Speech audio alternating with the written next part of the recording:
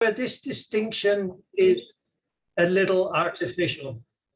And the reason why it's artificial is, of course, people spend, especially in a Kyrgyzstan winter, people spend more than 95% of their time indoors, and exposure to air pollution occurs indoors.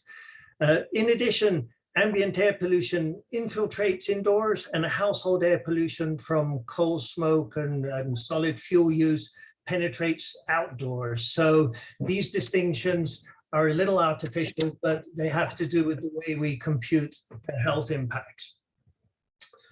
When we look in terms of the population who bears the greatest burden of this disease, and this is expressed in disability adjusted life years per 100,000 population. So this incorporates both the mortality and the morbidity of air pollution. You see that it's really dominated by young children, and young children really in the neonatal period. Subsequently, of course, we have impacts in the elderly, but these are much less than the impacts in the neonatal period, because these individuals would have had an otherwise healthy life apart from the impact of the air pollution. So the number of life years we estimate that they lose is much greater. Now, what causes this increase over the last 10 years, we've seen a substantial increase in air pollution in Bishkeke and urban areas, and certainly in Central Asia. And what causes this air pollution? And here we see coal consumption by sector in Kyrgyzstan. And the red really highlights the dramatic increase that we see over the last 10 years of coal use in residential houses. And this really is the telling graph for why we're seeing increasing air pollution problems in our urban areas, as each one of these small stoves contributes substantially to the ambient air pollution that we see over the urban area. Now, these estimates were based on the World Health Organization attributable diseases that are causally linked to air pollution. And these are lung cancer, ischemic heart disease, stroke, lower respiratory infection, and chronic obstructive pulmonary disease. Most of our discussions in relation to air pollution have largely focused on respiratory health impacts of air pollution. However, what I want to talk about today is some of the other health impacts from air pollution that we don't often recognize. And these are strokes, ischemic heart disease. And in fact, the burden from ischemic heart disease is much greater than the respiratory deaths and much greater than the infections. And of course, lower respiratory infections or pneumonias are the biggest killer of children under 5 on a global basis. So these are significant burdens of disease. And here you see, of course, London mortality in relation to coal smoke over successive periods earlier on in the 20th century. In addition to those health effects, we actually have a range of other health effects where there is mounting evidence that these are also causally linked to air pollution, and these are effects in the developing fetus. And there's particularly strong evidence now for low birth weight associations with air pollution caused by reduced fetal growth. We also have associations with preterm birth, stillbirth, and DNA alterations in the developing fetus. And these health impacts are under-recognized in our populations. Perhaps more importantly, from our own children's perspective, we see that air pollution also causes substantial impacts in the developing fetus in the brain. And development of the brain in the womb takes place at an amazing rate. It's 250,000 new neurons per minute in the 3rd trimester. and the small smoke particles enter through the lungs into the blood of the mother and transfer to the fetus through the placenta. And when these reach the brain of the fetus, they structurally alter brain development and growth, and they result later on in reduced memory and attention span as these children develop. In children, we also have similar pathways of air pollution into the brain, and this can be either through systemic inflammation in the brain, which reduces or which weakens the blood-brain barrier. It disrupts it by causing increased gaps in the blood-brain barrier, and this allows particles to enter the brain. It's also transferred along some of the cranial nerves, such as the olfactory nerve, the trigeminal nerve, and the vagus neuron into the brain. And we have good evidence now for this transmission of air pollution particles along nerve axons in a range of animal studies, and also through direct observation in humans of transmission of fullerene particles and others into the brain.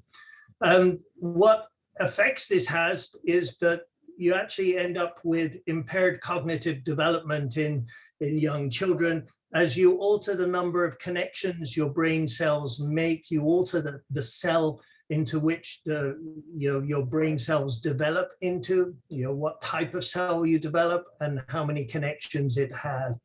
And in adults, later on in life, you end up with actually a lower brain volume compared to unexposed individuals. And this has potentially large consequences for welfare and earning potential across the lifespan. This is as your children do not live up to their fullest potential because their brain doesn't develop up to its fullest potential.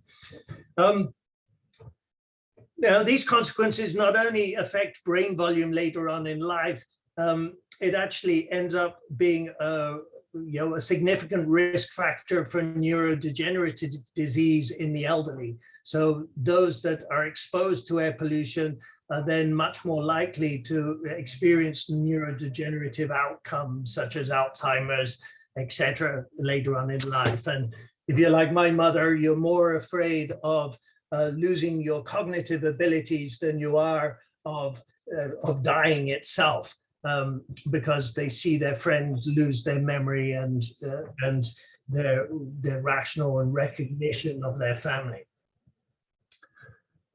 We also have substantial evidence from the London smogs and asthma in London that these exposures cause an increased risk of asthma, increased risk of childhood asthma.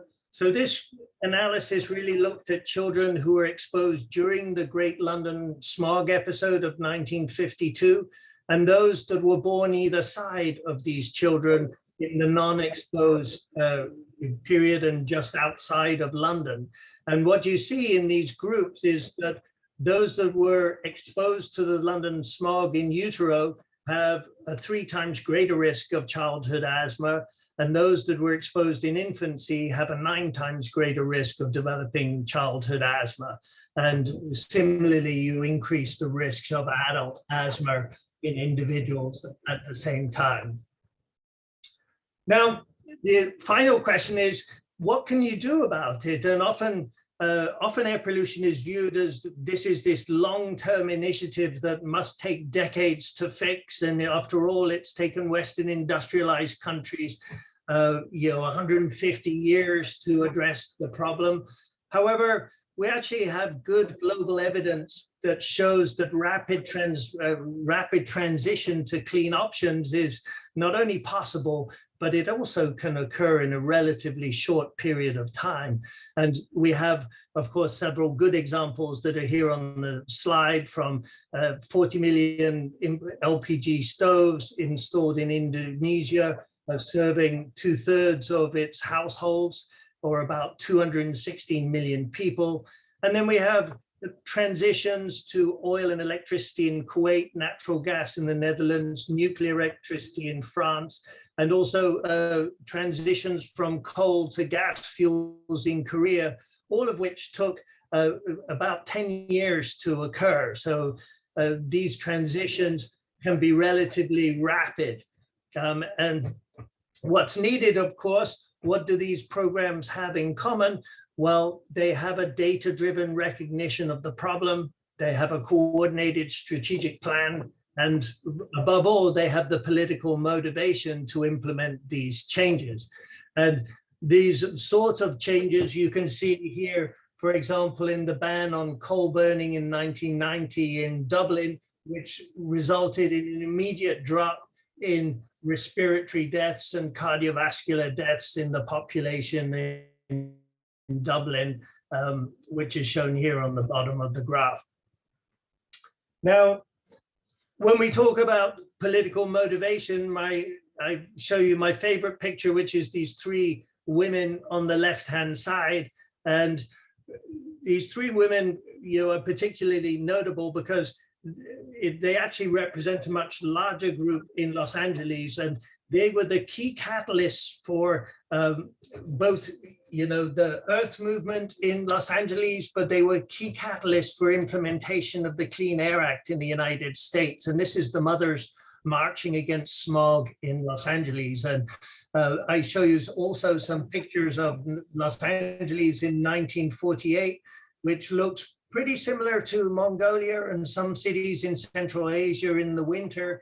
And in fact, very similar to Bishkeke on a bad winter day. And you then move it into the 1960s, which is the top right period, and then into present day Los Angeles, where you see we've largely resulted in reductions in air pollution. But as you can see by the brown photochemical smog in the back of the picture here, we haven't cured our problem yet, but we're still working on it. But without the women who marched to really gain political mobilization in order to address this problem, this change doesn't happen. I believe that is my time. I know I've covered really quite an enormous amount of health material in these summaries in a very short period of time, but I really wanted to focus our attention on it's about children, it's about their health, and it's not only just respiratory health effects that we're talking about brain effects, we're talking cognitive learning and others. So if those are our take-home messages, then I would leave them with you at this point. Thank you very much. Thank you, Professor Edward, for your useful presentation. Так, наш следующий спикер – это доктор Рахат Сабырбеков. Слово вам. У вас 10 минут. Пожалуйста, будьте.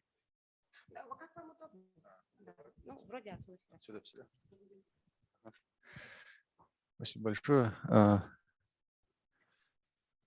Я уже пожалел, что сегодня вышел из дома после этих историй про влияние на мозг. Сейчас презентация запустится. Я буду говорить на английском языке. So I'll be delivering this presentation in English language. So as you see, the topic of the presentation is economic cost of air pollution, methods and policy implications. In these 10 minutes, I hope to show you what is the economic cost, how it's measured, and why it can be useful for policy development or policy implementation. I understand the time is very short, but in given 10 minutes, I will try to do my best. But then later I'm available for, my full contacts will be available from organizers, and I will share all the materials online as well. Можно следующий слайд? Next slide, please. Can I... This is content, so I'll briefly talk what's air pollution cost, estimation methods, very briefly for those who are very interested, and case study air pollution measurement or in Bishkek. What is air pollution cost in Bishkek?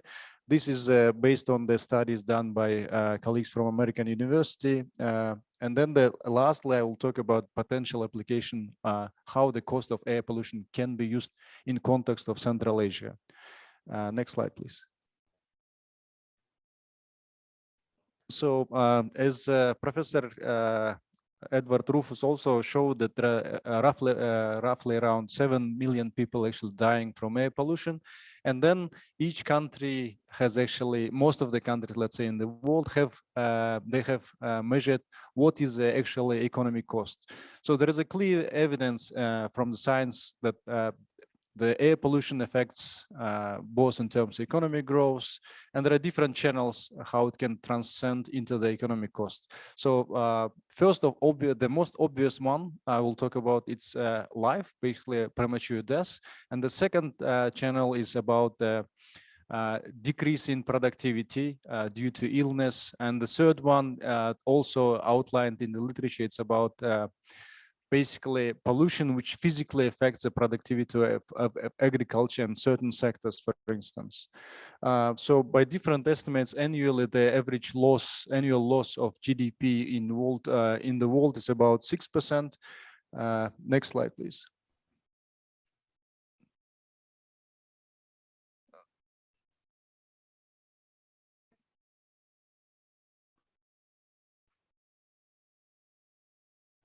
And on the picture, you can see that there are different countries affected different by air pollution. The cost of the air pollution burden or cost of air pollution in different countries varies, as you can see, starting, this is data for 2018. This is China, this is 6.6.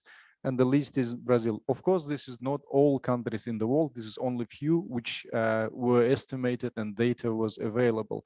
So, and interestingly, here you can see that there are developing countries, fossil fuel-based countries on the top, large exporters of fossil fuel, such as, for example, Russia, which is really high as well, 4%.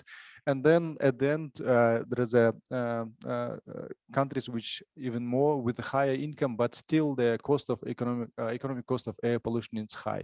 Of course, the circumstances, macroeconomic variable situations are very different in each of them. Next slide, please.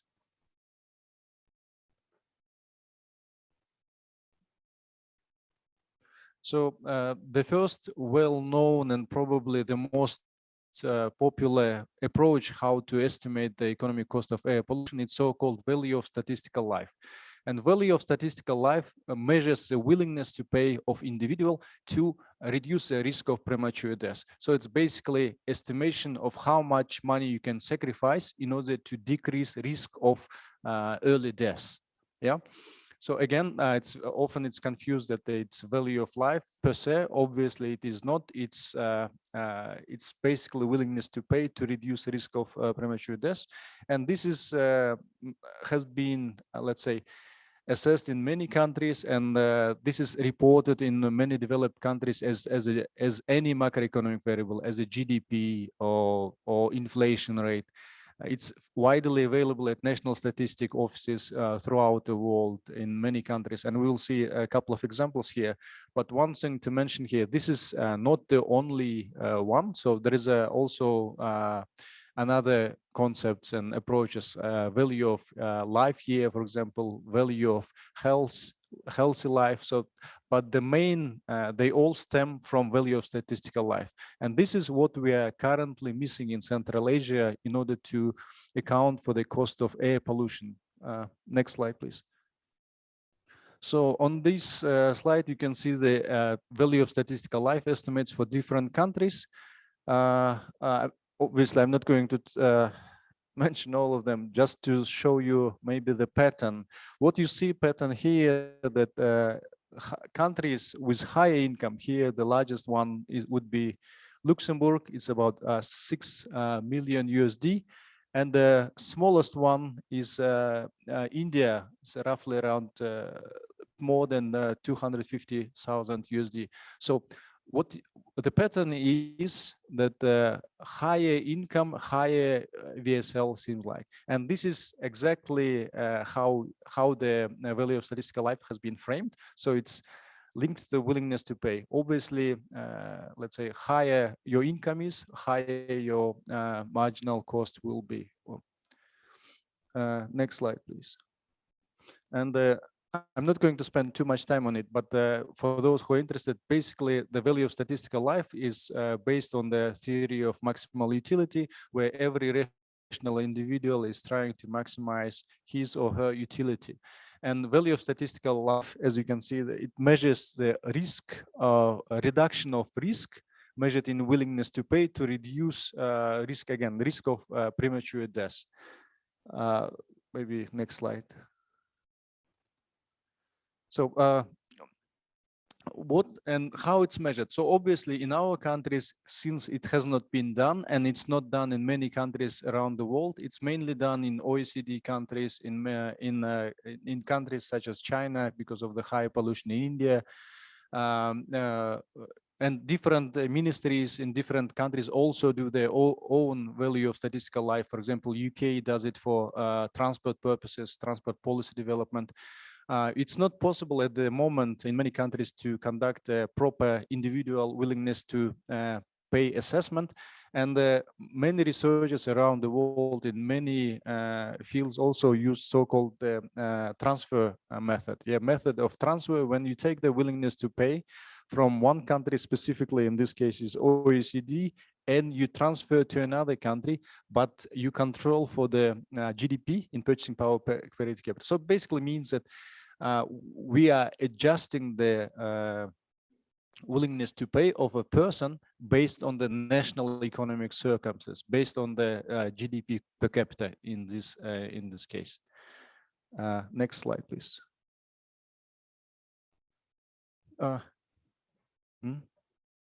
Одна минута? Okay. So it's not done yet, and it's not done in Central Asian countries. So I think it's not done because of the following reasons. Because we lacked, or at least used to lack data. Second is no integration of air pollution cost in the policy development in our countries. And the last one, probably the lack of attention from local economists, policymakers. Next slide, please. So this is the results. I'm not going to spend too much time, but so basically the result is that based on the economic cost of air pollution in Bishkek only, the cost of air pollution in Bishkek for 2019-2018 data ranges from 0.4% of GDP to 2.6% of GDP. Next slide, please. And this is just data from, you've seen many times probably today, but this again, if you look all Central Asian countries and the WHO, World Health Organization guidelines, updated ones is 5 micrograms per cubic meter. And I looked just on the data from different Central Asian countries, and seems like none of them actually meet this annual average guideline. So, and we can assume that hence the cost of economic cost of air pollution is very high for Central Asian region. Next slide, please. One thing, one caveat to mention here, that Bishkek costs air pollution is clearly underestimated because it includes only Bishkek, first of all, doesn't include morbidity, loss of productivity, doesn't include the effects of indoor air pollution, where indoor air pollution is really high in Bishkek, in Kyrgyzstan, and perhaps in the whole Central Asia as a region as well. Next slide, please. Sorry, I'm rushing, but this is the last slide. So in Central Asia, from my point of view, we can clearly use the cost of economic air pollution urgently and needed in these 3 sectors. First of all, transport policy, that you see that from all presentations today and from the reports, you see that emissions of transport is rapidly rising. At the same time, policymakers in our region are faced with the dilemma of the e-vehicles, right? How much does it cost to deploy the electronic vehicles infrastructure? How much will be the cost of charging stations, etc. And the cost of air pollution could be instrumental in this policy discussion, actually. And the second one is energy transition. All our countries are signatories to Paris Climate Agreement, and there are different level of commitment, but all of our countries and leaders have proclaimed that there will be substantial decrease in greenhouse emissions, and Kazakhstan even aims at zero carbon emission. So cost of air pollution for energy transition and decrease of consumption of fuel, fossil fuels is going to be very important in this discussion. And urban planning, I guess it's obvious. I will not spend too much time on it. I mean, I don't have time, but thank you. I think this is the last slide. Thank you very much.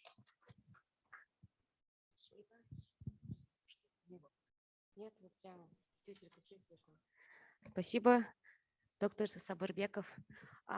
Наш следующий спикер – это Дорота Ярониска, руководитель программы «Живая рабочая среда». So, Dorota, the floor is yours. I kindly remind you about the timing. You will have 10 minutes for your presentation. Thank you. Thank you very much. Can I share my slides?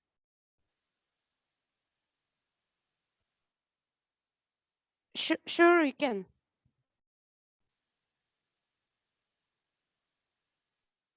Can you see my slides?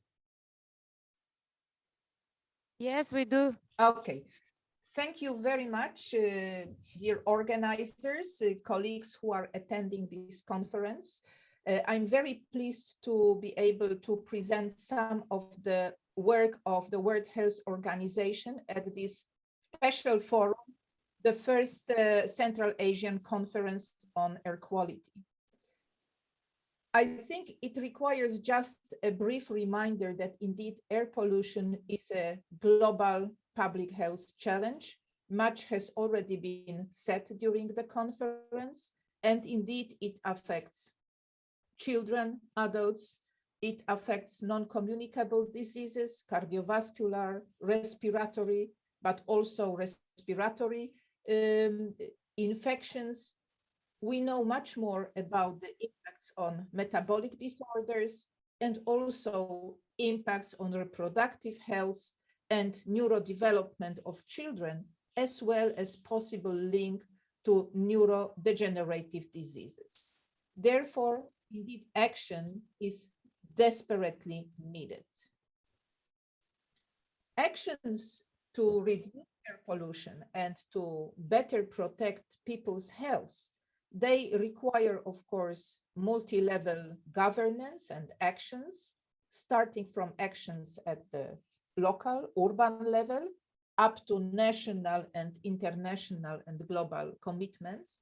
And they need to involve many sectors that contribute to air pollution, and also stakeholders, professionals, civil society, everyone. The role of WHO in this is to put the health argument at the forefront of these actions. And we are contributing to this through different ways. And I would focus today on three, meaning how we work with the available scientific evidence, how we develop practical tools and methods, and work with member states, with experts in member states to strengthen capacities. All this serves facilitating really this intersectorial cooperation and also advocacy when it comes to the health aspects of air pollution. Let me start with the biggest piece of work which we completed last year, the new WHO Global Air Quality Guidelines. The document of a global relevance was published in September 2021. And this is a document developed based on a systematic review of accumulated evidence on different aspects of health effects of air pollution. And the document provides the values, air quality guideline levels for selected pollutants, but also some additional guidance in the form of interim targets and so-called good practice statements. The guidelines guidelines, they are available, executive summaries are available in several languages. The guidelines are providing robust public health recommendations. That means that the available scientific evidence coming from epidemiological studies underpinned by toxicological research has been analyzed to derive the values which at the population level will best protect people from the adverse effects of air pollution. The guidelines are meant and intended for the global use. They are not standards. They are not legally binding values, but they are informed by the evidence instrument to support decision-making, to support development of standards and policies in the area of air quality. And I would like to stress once again that the guidelines and these really demanding values were derived through a very rigorous process of systematic review of the evidence, and all these systematic reviews of the evidence are published in a peer-reviewed journal, so interested people can really track the whole process of deriving the guidelines. I will not go into the details of the values, but just to remind that there is a set of these ultimate air quality guideline levels. These are values marked in green. And there is also a series of these interim targets. These interim targets is a kind of a practical tool to facilitate implementation of the guidelines, because globally, in many places, air pollution levels currently are very high. Therefore, the efforts to, let's say, directly reach these very demanding air quality guideline levels, it would be very difficult. So these interim targets, they are like a milestones. They mark progressive improvement. So first, a country may decide to achieve this interim target 1, 2, 3, 4 on its continuous efforts to achieve the air quality that will be good for human health. These interim targets were already introduced in the previous edition of the guidelines, and they proved to be of value for countries, and countries are using it. The experts working on the guidelines were also looking into some aspects of air pollution, especially particulate matter, because in some parts of the world, sand, desert dust storms are of particular relevance. We also know more about the very different types of particulate matter, like ultrafine particles or black and elemental carbon.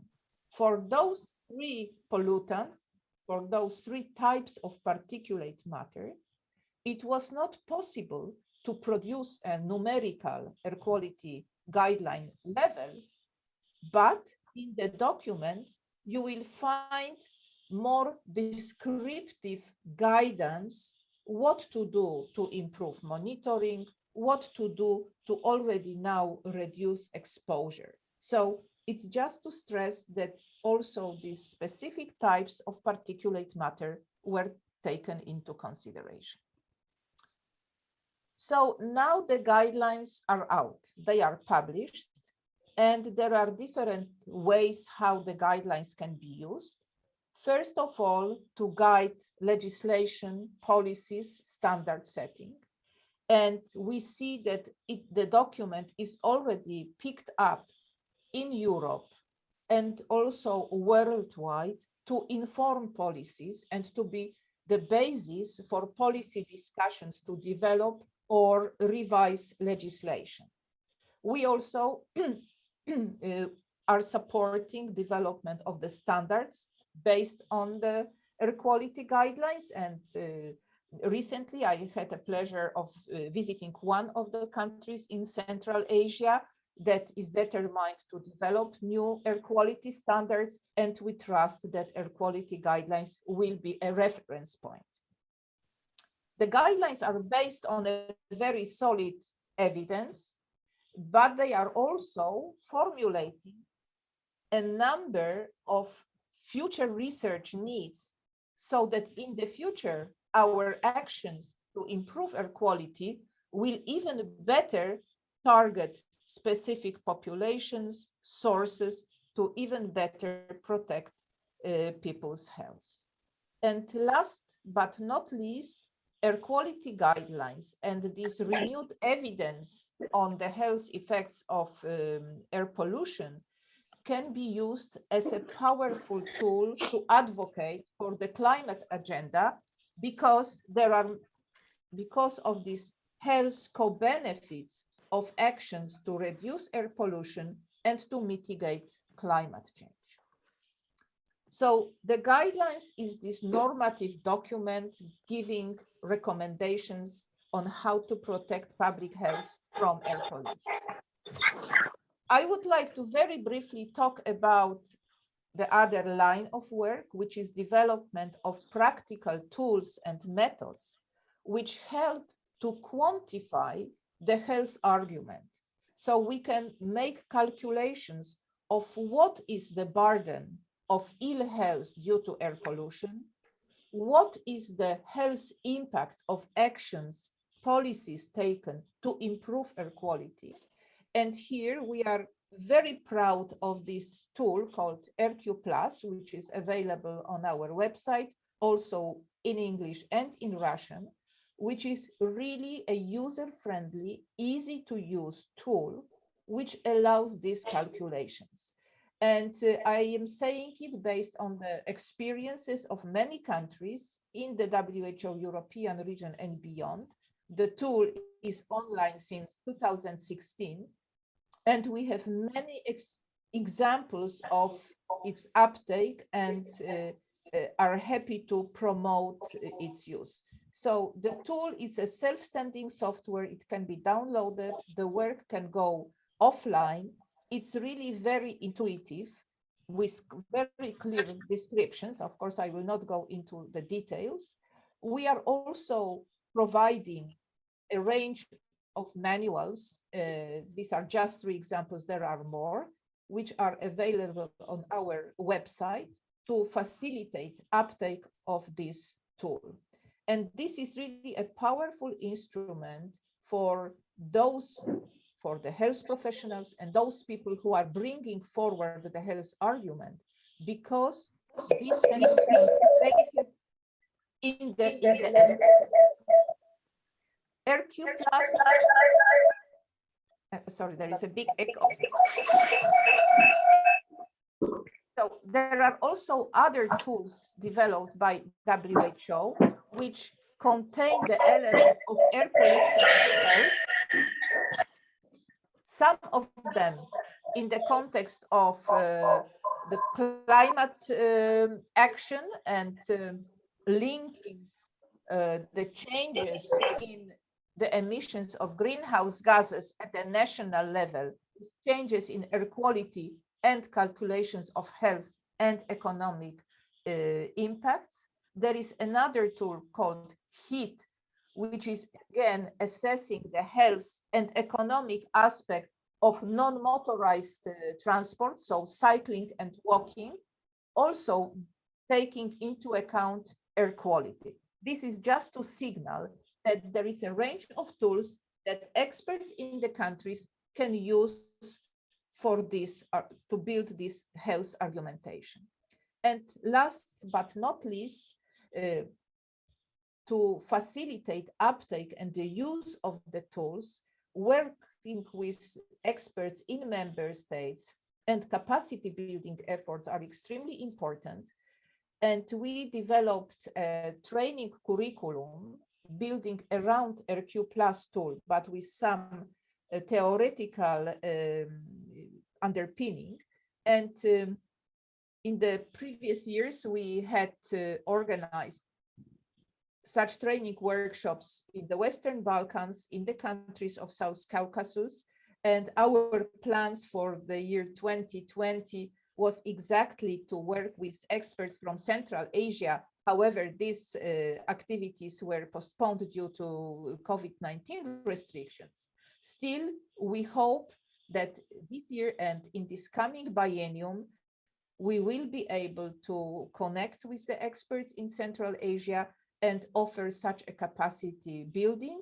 It is focusing on the health aspects. It has been developed by WHO, working in cooperation with colleagues from the UNECE Air Convention, colleagues from UNEP, and from European Environment Agency. So hopefully we will meet somewhere to continue the discussion and working on addressing air pollution also as a public health issue. And with this, I would like to thank you very much for your attention. Thank you, Dorota. Thank you so much for your presentation. Наш следующий спикер Зулайка Есентаева, проектный менеджер МОМ Кыргызстан. Вам слово. У вас 10 минут. Спасибо большое. Он включен, да? Работает? Хорошо, слышно всем меня? Добрый день, уважаемые участники. Сейчас должна загрузиться моя презентация, Толгана, да? Или... Да, и я бы хотела прежде всего поблагодарить предыдущих спикеров, которые говорили о научных каких-то подоплеках, да, и влиянии негативного загрязнения воздуха на наше здоровье, а также на экономическую, вообще на экономику. Но я бы хотела рассказать о практической части, о проекте Международной организации по миграции, которую я представляю сегодня. И проект называется «Повышение осведомленности мигрантов, особенно внутренних, о загрязнении воздуха и разработка мер в соответствии с подходом «Здоровый город Бишкеке». Следующий слайд, пожалуйста. Можно, да? Прежде всего, я хотела бы рассказать вам, что такое здоровые города. Здоровые города – это такая инициатива Всемирная организация по здравоохранению. Она была начата довольно-таки давно, и у нее очень хорошие принципы. Вы здесь на этом слайде можете посмотреть, что здоровые города, они нацелены на то, чтобы вовлечь в свою работу все общество. И поэтому мы решили применить это на нашем с вами городе Бишкек, потому что у нас зачастую внутренние мигранты, которые в основном проживают в жилмассивах, да, и не только внутренние мигранты, а все жители жилмассивов, зачастую они могут не знать о рисках загрязнения воздуха. И поэтому нам очень важно вовлекать их во все те действия, которые мы хотим предпринимать в ближайшем будущем. Следующий слайд. Здесь я хотела бы рассказать о партнерах нашего проекта. Конечно же, в первую очередь, это сами жители жилмассива. И, конечно же, такие общественные организации, которые работают в этой области довольно-таки давно, как MoveGreen, Альянс по здоровью и другие организации. Ну и, конечно, мы не можем работать без мэрии города Бишкек, без Министерства здравоохранения, без Министерства экологии, природных ресурсов и технического надзора. И также приветствуем всяческое сотрудничество с другими агентствами ООН и академическими и исследовательскими организациями, такими как Академия ОБСЕ и Американский университет. Дальше я хотела бы быстро остановиться на основных направлениях. Мы сначала делаем оценку факторов, которые влияют на загрязнение воздуха в жилмассивах. И эта оценка уже проходит, уже сделан сбор данных, и скоро уже будет готов в апреле, где-то к концу апреля, сам отчет, который мы представим широкой общественности совместно с нашим партнером. Я позже подробнее расскажу. Дальше мы хотели провести информационную кампанию среди самих жителей новостроек. То есть это будут какие-то тренинги, общественные мероприятия и также информационная кампания через социальные сети, потому что вы знаете, что они могут пользоваться большой популярностью, особенно среди молодежи, если мы хотим донести какие-то наши послания про то, как можно делать так, чтобы мы тоже решали проблему загрязнения воздуха, в том числе не сжигая какие-то вредные вещи для отопления домов, да? И дальше уже говорила про тренинги, общественные мероприятия. По результатам этих общественных мероприятий мы хотели бы поддержать проекты самих сообществ, проживающих в новостройках. И мы совместно с нашими партнерами выберем самый лучший проект. Это могут быть раздельный мусор, например, зеленые насаждения и другие проекты. Поэтому приветствуем ваши идеи тоже, уважаемые участники данной пленарной сессии. Но и один из тоже очень важных компонентов – это работа с муниципальными службами. Тоже поподробнее об этом расскажу в следующих слайдах. Но мы уже провели тренинги, двухдневный тренинг для представителей МТУ, наших местных территориальных управлений, да, служб города Бишкек, это и Зеленхоз, и Тазалык, и СЭИ, санитарно-экологическая инспекция и другие службы города. Можно предыдущий слайд, пожалуйста? Прошу прощения, немного приболела. И также хотим, чтобы… Спасибо огромное. Также хотим, чтобы… Вы знаете, что у мэрии города есть планы развития города, да? Мы очень хотим, чтобы мэрия города включала в эти свои планы развития какие-то аспекты из той программы Всемирной организации по здравоохранению «Здоровые города», о которой было упомянуто в самом первом слайде, потому что как раз-таки, если мы будем включать в свои общие программы какие-то принципы здоровых городов, то мы хотя бы юридически можем закрепить, да, наши дальнейшие практические действия. Ну и об исследовании. То есть проект двухлетний, он начался в 2021 году осенью и будет продолжаться до лета 2023 года.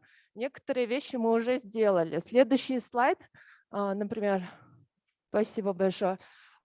Здесь будет рассказываться об оценке. То есть самые главные вопросы исследовательские, которые мы ставили перед собой, это определить факторы, которые влияют на загрязнение воздуха в новостройках, изучить, насколько жители новостроек знают о связи между загрязнением воздуха и рисками для их здоровья. И, наконец, третье, понять, с какими трудностями сталкиваются жители новостроек в случае, если они хотят жить более экологично и хотят менять свое поведение. Основным партнером является MoveGreen, один из организаторов данной конференции. И мы тоже, если не успеем сейчас все обсудить, то можем поговорить лично в рамках этой конференции. Следующий слайд. Какие методы мы применяем? Мы применяем смешанные, и количественный, и качественный. Количественный метод – это опрос среди 590 домовладений в 25 новостройках. Как мы выбирали новостройки? Это по уровню загрязнения, по тому, какое количество мигрантов проживает там, а также по данным Министерства здравоохранения относительно заболеваний. И качественный анализ включает в себя кабинетный анализ, интервью с ключевыми лицами, глубинное интервью, а также дискуссии с жителями и активистами новостроек в фокус-группах. Всего фокус-групп 25, и в каждой фокус-группе где-то 10-12 участников, то есть порядка 250 людей мы охватываем. Вот немного о смешанных методах. Как я сказала, сам отчет будет готов в конце апреля, и мы обязательно сделаем такую презентацию, и отчет будет доступен на кыргызском и русском языках на нашем сайте. Вот. И следующий слайд. Это вот второй компонент, о котором я говорила. Я хочу познакомить вас с теми вещами, которые мы уже сделали, мероприятиями. Вот так выглядел тренинг, о котором я упоминала. Здесь присутствуют наши уважаемые представители служб, которые работают в городе. То есть это те самые люди, с которыми, мне кажется, очень важно взаимодействовать, когда мы говорим о урбанистике, потому что они представители городских служб. И на тренинге, вот, кстати, один из тренеров, Джиргал Молдакматовна, здесь присутствует среди участников, да, и она является координатором программы «Здоровые города». Это такая ассоциация городов, да, в Кыргызстане, всего их, по-моему, более 30, но Джиргал Молдакматовна тоже может рассказать вам подробнее. И следующий слайд. То есть партнеры проекта у нас Минздрав, а именно Республиканский центр укрепления здоровья, а также Ассоциация по укреплению здоровья, это уже республиканская организация. Кто-то из участников про перевод спрашивает. И вот так выглядело открытие. Кстати, там была очень интересная презентация на тренинге от наших партнеров Американского университета Центральная Азия. Они рассказывали про геотермальное отопление, которое существует в их университете.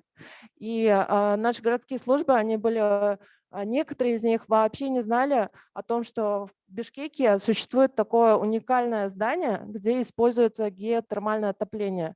И хотя это очень дорогостоящий проект, но в итоге он окупается по экономическим показателям. И это была очень интересная для них история такая успеха, можно сказать, как можно экологично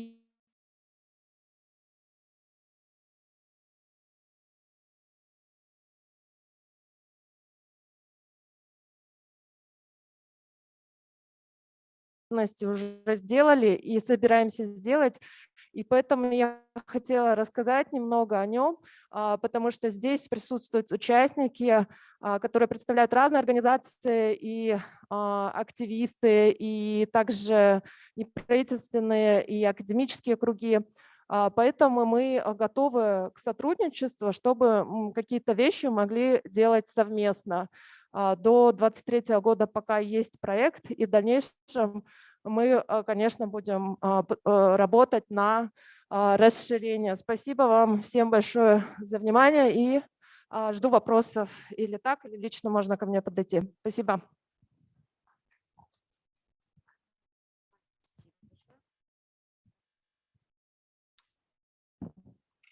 Спасибо, Зулайка. Следующий наш спикер Алтан Сенсек Сондо Мантерсен.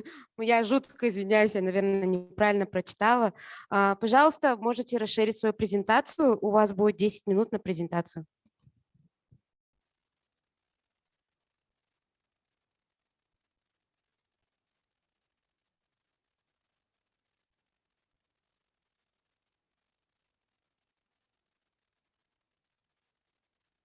Да, это программный специалист и руководитель группы ЮНИСЕФ Монголия.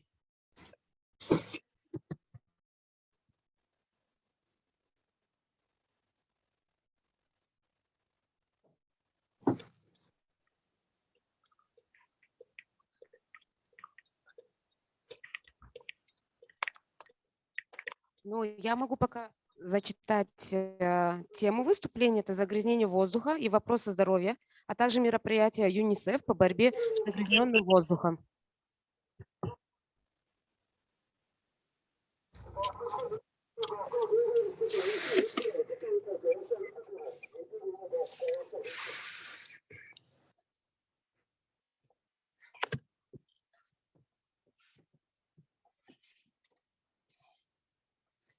Hello.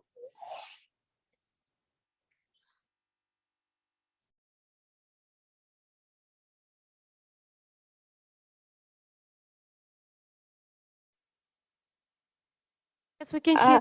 I'm sorry, our team leader Afta is in the field, so she will be coming to this meeting in 10 minutes. Can we do presentation after So, okay, got it, after one got it. Okay, presentation? thank you, got it. Я думаю, тогда давайте приступим к следующему спикеру, поменяем местами. Это Эрик Хан, советник и старший консультант-психиатр в ГИС. Эрик Хан, are you here?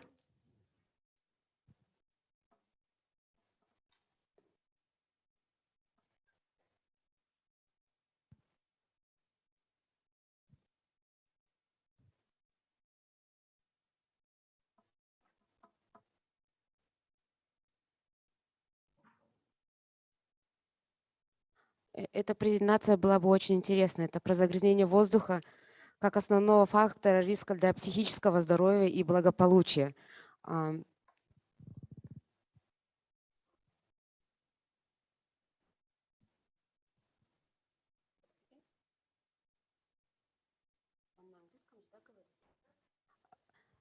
Eric Han, the floor is yours. You will have 10 minutes for Do you hear me? presentation. Yes, we can hear you. Yes, I hear you. Okay, it's a kindly reminder that you will have 10 minutes for your presentation. Okay, Yes. thank you. I can start when you tell me.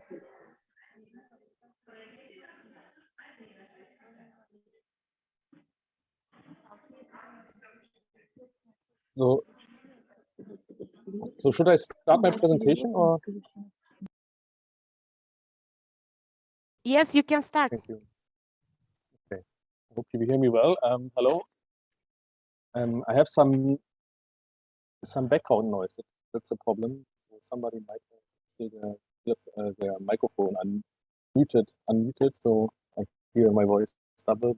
I try my best. So I'm very happy that you invited me. I'm currently stationed in Vietnam, but I'm working as a psychiatrist in Hanoi as well as at Charité in Berlin. So what I want to talk to you through about today is mental health and the importance of mental health in terms of air pollution. And I'm very happy to have been invited to this conference. So in terms of mental health, we know that more than 1 billion people around the world, so every 8th person is affected by mental disorder. We do a cross-sectional study, and about 80% of them live in low and middle countries. And we also know that mental disorders make up to 50% of all years lived with disability. And the current evidence, which is actually quite new, just within the last 5 years, shows that air pollution seems to be a major risk factor on brain development and leads to later risk of mental illness, and especially in younger populations. So you see here the picture, the latest Burn of Disease study, and they show like this huge portion of years lived with disability due to mental illness. I also have from Hanoi, Vietnam, where you have a lot of traffic pollution, especially, and that is one of the quite dangerous ones because you have a high percentage of NO. And if we talk about air pollution and mental health, we have to understand that mental health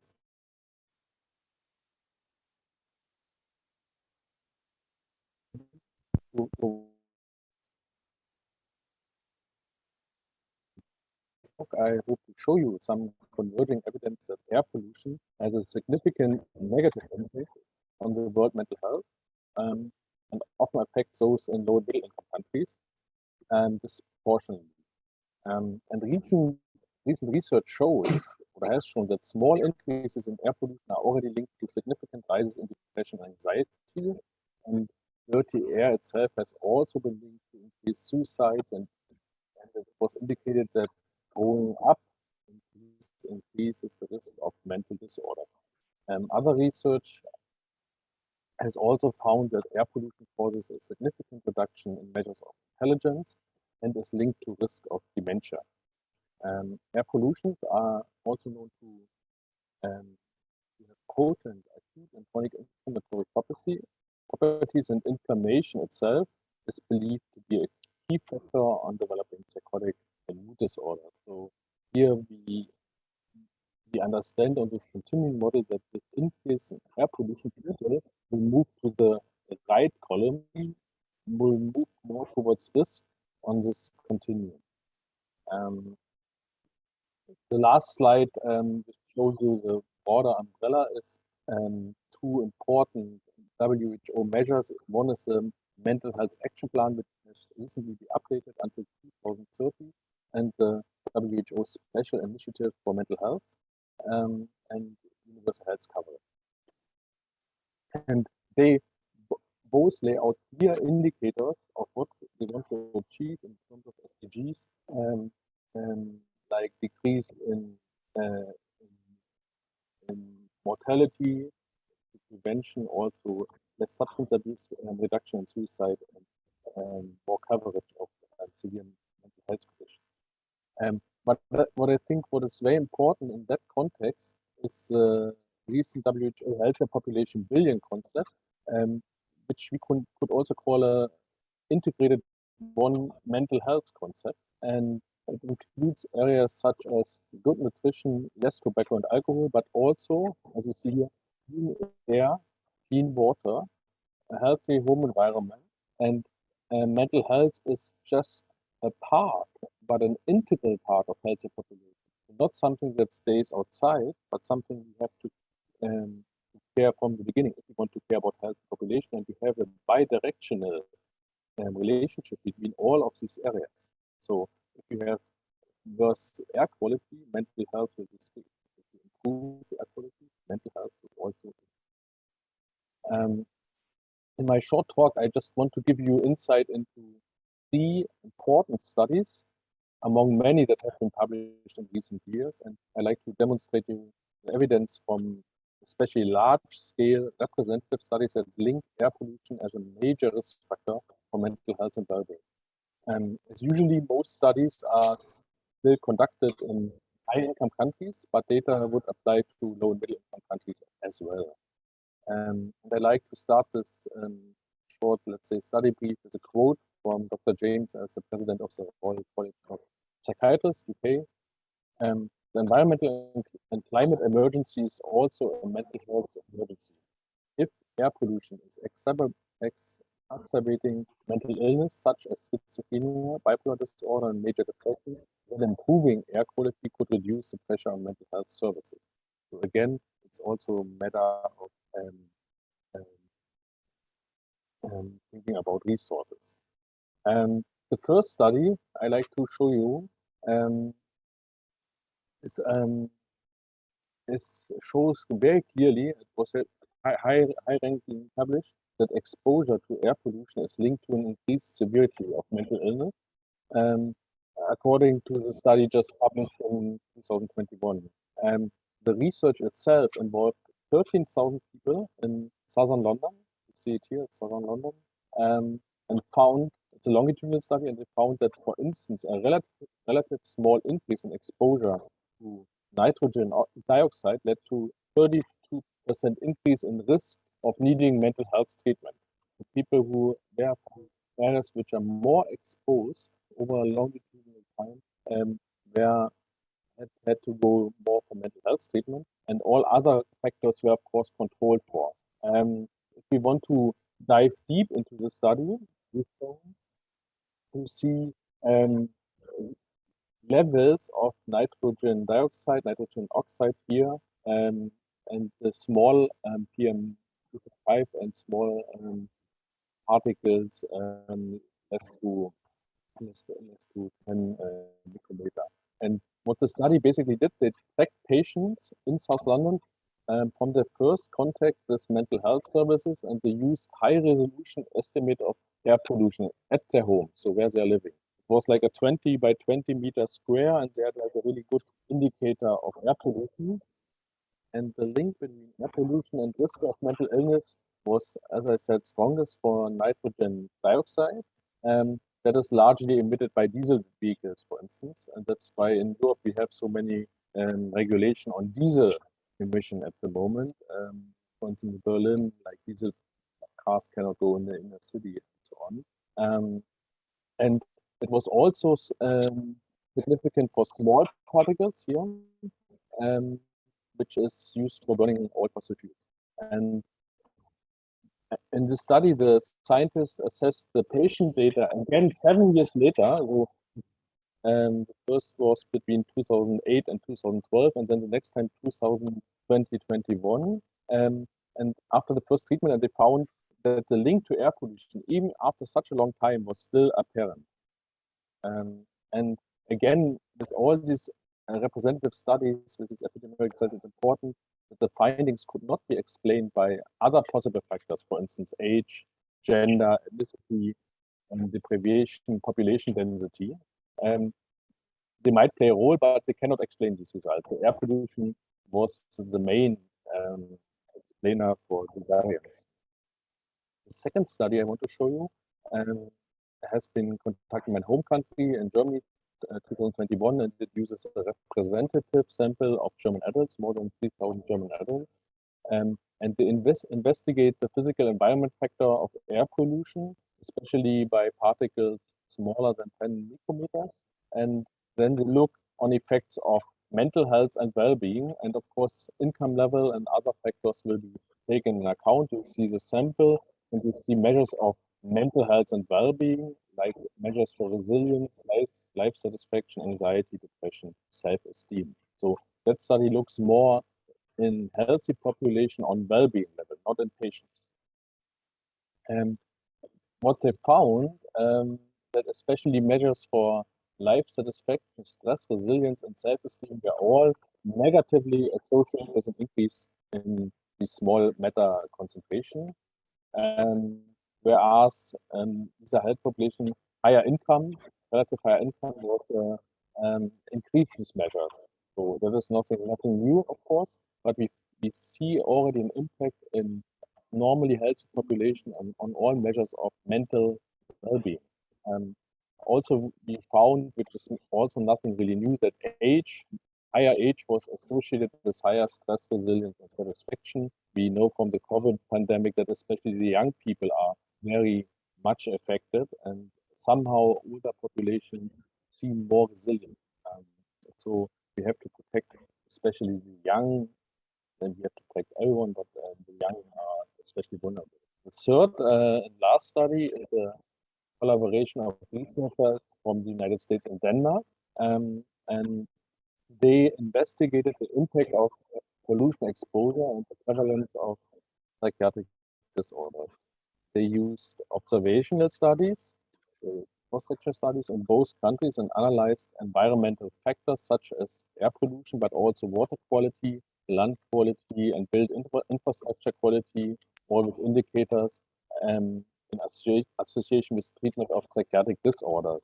In terms of the data set, the authors gathered insurance information from 10 years, 2003 to 2013, for 150 million people in the US, and in Denmark, smaller population, 1.5 million, and calculate the number of people in each region which was diagnosed with schizophrenia, bipolar disorder, personality disorder, and major depression. You see here the map of the United States for these indicators. In the US part of the sample, with the overall analyzed study population, as I said, 150 million people. Those who were living in highly polluted areas were especially associated with higher prevalence of depression and bipolar disorder. So you see here the marker for air quality, you see an increase the rate, more for bipolar, but also for depression. Other factors, of course, also play a role, like race, population, and so on. These are weather data, but that factors stand out from air quality. So air quality, again, explain quite a lot of variance and cannot be explained by other factors. And I think that data, given the large sample size, is quite comprehensive. The other study part, which was conducted in Denmark, as I said, with 1.5 million people, they found a clear association, and that those persons living in highly polluted regions during the first 10 years of life, so in the early life, the first 10 years of life, who lived in polluted relation, they had a greater risk of developing schizophrenia, bipolar disorder, depression, and personality disorder. You see Here, the hazard ratio, as higher you are, the higher is your risk, and as worse the air quality get, which was basically put in septiles, the higher was the risk later on in adult life, young adult life, to be diagnosed with one of these or several mental illnesses. And that again leads to the link of air pollution as a chronic inflammation for the developing brain that poses a later risk factor for developing a mental illness. So I want to conclude with some takeaways and just recapture that. And I think air quality in Central Asia is a big issue, so we can take some of these takeaways with us. Air pollution is clearly negatively affecting the developing of the brain. You see these young people and the central nervous system, and that could lead to reduced mental well-being and mental illness along this spectrum or continuum of mental health towards mental disorder. And children and young people who are exposed to air pollution at a young age are at higher risk of experiencing mental health challenges as young adults compared to their peers with less exposure. And those who live near, for instance, roadways or other areas where exposure to air pollutants is the highest are most at risk for negative impacts because of this chronic way of exposure. And what they also found, didn't go into detail, is that seasonal changes, for instance, due to heating with coal or other fossil fuels, can affect mental health in the shorter term. So I still like to end my talk with an optimistic note. I'm a psychiatrist, mental health expert, so we always think about public health. Air pollution is a risk factor. It's a risk factor that is measurable, but also changeable. And one example could be the city of Beijing, and also the impact of traffic reduction due to COVID-19. And in these slides from 2021, you find a timeline of air quality in Beijing, which has in earlier times named as one of the most polluted cities 10 years ago. So I've been in Beijing 10 years ago, you never see the sun at this time, and has made measurable progress in reducing air pollution for these 4 key pollutants you heard a lot about, small particles and nitrous dioxide. And that increase was, or the decrease in pollution was especially marked now during COVID, because you have an impact on traffic and also industry, where you see like the curve is even going down steeper. And with that, I hope, like, optimistic note that something can be done also for mental health. I like to finish my talk. I thank very much for the invitation and look forward for the upcoming discussion. Thank you. Thank you, Professor Han, for your presentation. So our next speaker is Altan Setsek. Are you here? You can share your presentation. Okay, thank you very much. I'll share my screen now. Do you see my screen now? Hello, do you hear me? Yes, we can hear you. And also you see my screen, yeah? Yes, we do see, yes. Okay, thank you very much. And I will make the presentation very short. My presentation focuses on UNICEF interventions on air pollution and maternal and child health.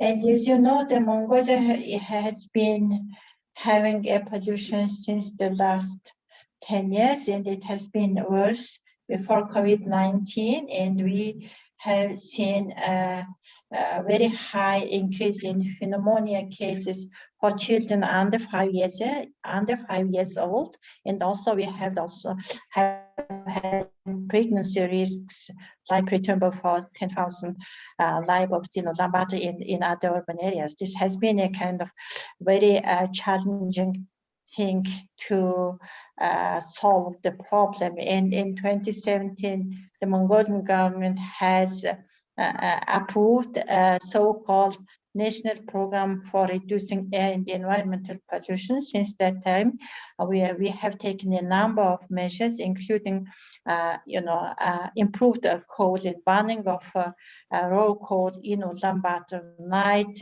tariff for electricity usage, and many others. And why it's not moving? Okay, I think it's not moving. Okay, and we see that because of this air pollution, children in Mongolia have faced a number of deprivations. One is really related to health of children. For example, children have been most affected by climate, environment, as well as air pollution and waste. And we would say, as a UNICEF organization, it's our duty and mandate to really protect children and ensure that children have rights to safe, healthy, clean, and sustainable environment. One very big issue was really about the clean energy, affordable and clean energy for households who live in Mongolian traditional care, and also in schools and dormitories, as well as in kindergartens. In some urban areas, like small villages in the provinces, as well as in outskirts of Ulaanbaatar, we have been using heat-only boilers, which use coal, raw coal. This has been causing lots of air pollution in urban areas. We also see that youth engagement in combating air pollution has been very low and limited, and youth really needs platforms to express their opinions about how to solve the problems of air pollution in their neighborhood areas. And what UNICEF has been doing since the last 5 years have been described in this slide, and with the support of SDC and also together with the government of Mongolia, UNICEF has been implementing a project, Impacts of Air Pollution on maternal and child health. We have been implementing the project since 2018, and this is the third year. And the project itself focuses on 3 areas. One is really about the data and evidence generation to inform policy making, as well as to use the data and evidences for community outreach, and as well as capacity building of Mongolian researchers and teaching staff to really do the capacity building activities, and also to train current and future health workers. And secondly, the second focus was about reducing exposure of air pollution, reducing exposure to air pollution. And there have been 2 key directions. One is strengthening primary healthcare. The second one is about improving air quality monitoring, both ambient air quality and indoor air quality. And the third one is really integration of air pollution issues into national and subnational policies, plans, and budgeting. In this area, we have implemented a number of interventions. As you see in this slide, for example, to improve the indoor air quality in kindergartens, we installed advanced ventilation systems in kindergartens and health facilities, and also we have installed and used indoor air quality, small low-cost sensors for monitoring air quality in kindergartens and health facilities. And also we use the low-cost air quality sensors like Purple Air, and deployed it nationwide to measure PM 2.5, because in the countryside, in urban areas, in small villages outside of Ulaanbaatar, we don't have a proper, air quality station, and we don't measure PM 2.5 and PM 10. That's why we use Purple Air sensors to really expand the geographical coverage of air quality monitoring, and it has been done together with the National Agency for Meteorology and Environmental Monitoring. And also, I would also say that one of the key areas of interventions has been really engagement of young people and adolescents in addressing air pollution issues and their voluntary actions, and together with the Scouts Association of Mongolia, as well as together with the Parliament of Mongolia, in particular Substantive Committee of the Parliament on Stages, we implemented two projects. One is Teen Parliament, the other one is You for Clean Air and Climate Change. And here you can see some of the photos as well as some of the key results from these youth engagement activities. For example, last year we selected 90 members from all the provinces of Mongolia, and they did capacity building activities, trainings, voluntary actions in their neighborhood, and also trained them in the use of social media for policy advocacy and for reaching out the community. And it really reached many of the children in Mongolia and mobilized their resources for our activities. For example, we reached more than 10,000 children directly, and also more than 33,000 children through social media.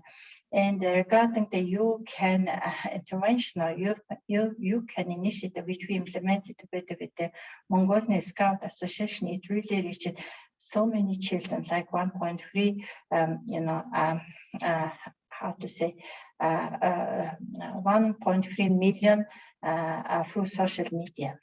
And here you can see the air quality monitoring reference station, which we installed in Bayonghor province of Mongolia.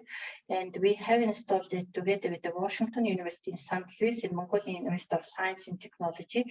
This is the first reference station in provincial center to measure PM 2.5. And this, the data from this reference station is integrated into national air quality database, and we are working also together with the National Agency for Meteorology and Environmental Monitoring for capacity building of local meteorology staff, as well as also using the portable sensors. And this here you can see some of the retrofitting and ventilation activity photos. And in Bayonghor province, for example, we did full renovation of kindergarten 5. In Bainzurg district of Ulaanbaatar, we also did ventilation system installation with financing from SDC, and also we also installed ventilation systems in kindergartens, in new kindergartens, which were built with the contribution of Korea. And I should also mention that for kindergarten project, we collaborated with GIZ. GIZ retrofitted kindergarten building, and in our case, we actually installed ventilation system. So we matched the funding for this project. Yeah? And another very important project is, as I said, that strengthening primary healthcare services. And for that, we actually trained and we took the approach of community-based maternal and child healthcare service in air pollution preparedness plan. Yeah, and in that regard, we worked in one district of Ulaanbaatar in Bayonghor province, and then later we scaled up to 2 other provinces of Mongolia. And a very important aspect is really the support of the local government and their commitment. And in terms of that, we worked initially with only one province, Bayonghor province, and we have together with Bayonghor province, we developed a so-called Clean Air Action Plan and implemented since 2019. And later, starting from 2020, we started working with 2 other provinces, as I said before, Gobi and Gobi Alta province. And these provinces, with their own funding, have started implementing Clean Air Action Plan. Right now, I am in Gobi province. We are signing the annual work plan 2022 with Gobi province to continue implementing Clean Air Action Plan. And I should say that, the budget from the local government is very important for our implementation of Clean Air Action Plans. And in the last 3 years, These three provinces contributed around $1 million to implementation of the project itself. And I should also mention that UNICEF chairs development partners working group on air pollution and also has the observer status in the membership of the National Committee for Reducing Environmental Pollution. These are the very important to ensure that there is the mandate of the government and there is the commitment from the government and there is the budget from the government to really scale up UNICEF in innovative approaches to tackle air pollution in Mongolia.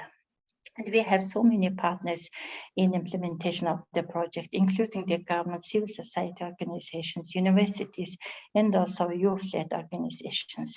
And one of the important projects is really cooking, heating, and insulation product, or CHEAP, which is really about replacing coal-fired stoves with electric heater and better insulation of Mongolian traditional gear. And what is the key impact of this project is it really changed the behavior of people to shift from coal-fired stoves to energy-efficient electric heaters. It brought thermal comfort, time saving to women and girls who usually take care of making fire.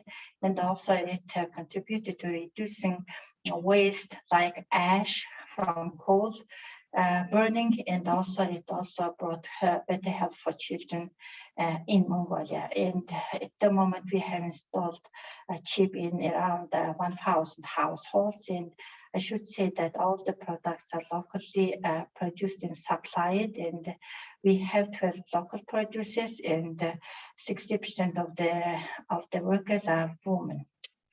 And the next steps, we think that we will scale up our project in provinces in terms of addressing air pollution and maternal and child health issues. In addition to that, we will also aim to implement projects in the areas of renewable, low carbon or hybrid technology solutions for heating, air ventilation, filtration, and retrofitting of educational and health buildings.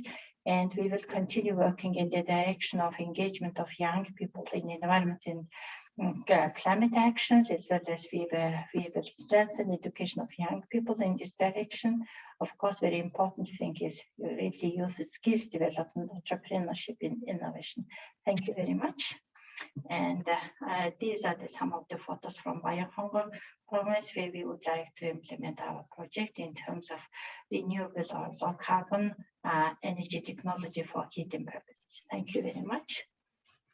Thank you for your presentation.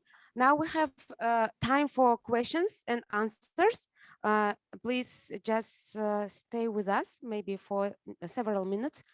У нас сейчас будет сессия вопросы-ответы.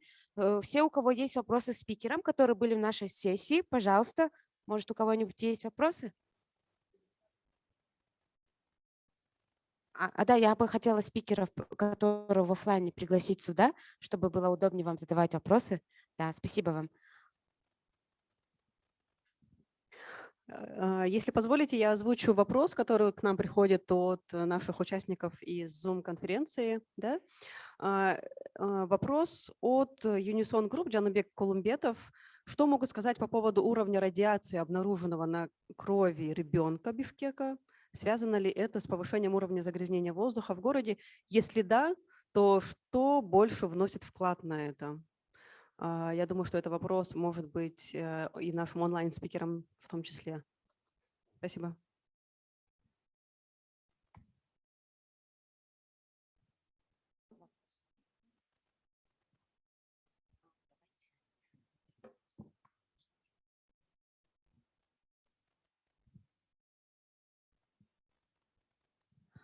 So here's a question that it will find that radiation in the blood of baby in Bishkek can be it's related to air pollution in the city. If yes, what can be the sources of this contribution?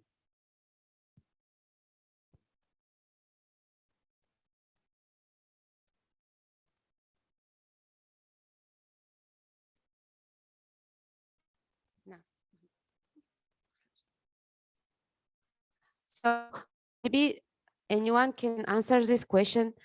It was find the radiation in the blood of the child in Bishkek, and can be it related to air pollution? If yes, what can be their source of radioactive chemicals or what? Really, the question is, yeah, you can ask.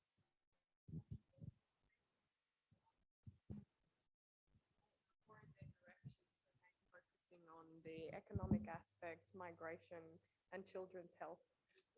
I'm not sure there are any speakers who are able to answer this question specifically.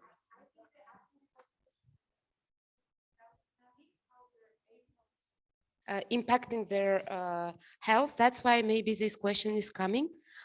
From my side, I can say that this is like very wide question. Here should be a lot of answers first come of what the concentration of radiation, where this child was living for the last maybe 5 years, and wherever there is a lot of effects. Then we can decide that if their air quality can affect for finding their radioactive components in the blood of child.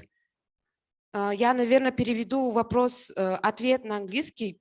Тут нет однозначного ответа, и я думаю, никто из спикеров вам его и не даст, потому что для того, чтобы понять, что действительно ли связано обнаружение радиоактивных компонентов в крови у ребенка, нужно делать более детальные исследования со всех сторон и смотреть как фактор загрязненного воздуха, как один из причин, которые могли влиять. Поэтому на скидку вам никто не скажет ни да, ни нет, поэтому как-то так.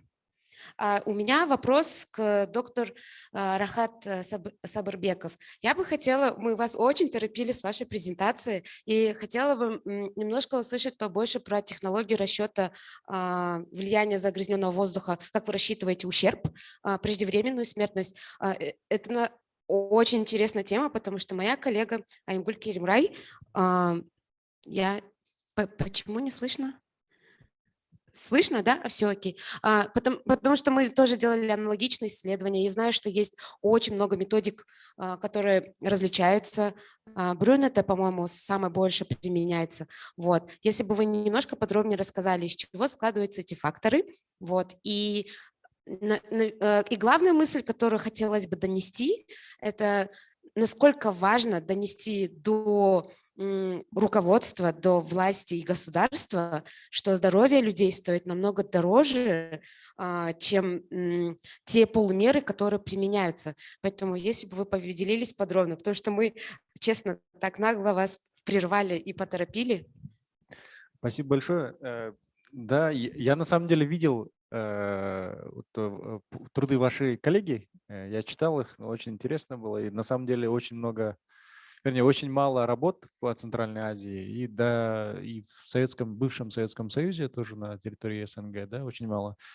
Методику, которую я использовал, это стандартная, самая простая, это которую применяет OECD в основном, да. И она очень простая. Причина, почему я ее использовал, потому что надо было начинать с самого простого, чтобы показать, как ее можно применять. Вот. Что касается второй части вопроса про показать, что здоровье ценнее, я на самом деле не стремлюсь показать, что здоровье ценнее или экологию нужно беречь. Я более рационально смотрю на это, насколько, например, теряется трудовых ресурсов или продуктивность уменьшается. То есть моя главная задача как исследователя показать, что на самом деле речь не идет о любви к экологии или к любви к зеленым насаждениям и так далее. Моя задача как экономиста стоит, чтобы показать, что инвестиции, которые вложены, например, в снижение загрязнения воздуха, они являются инвестициями. То есть это не благотворительность, а больше инвестиции, которые повысят на самом деле экономический рост.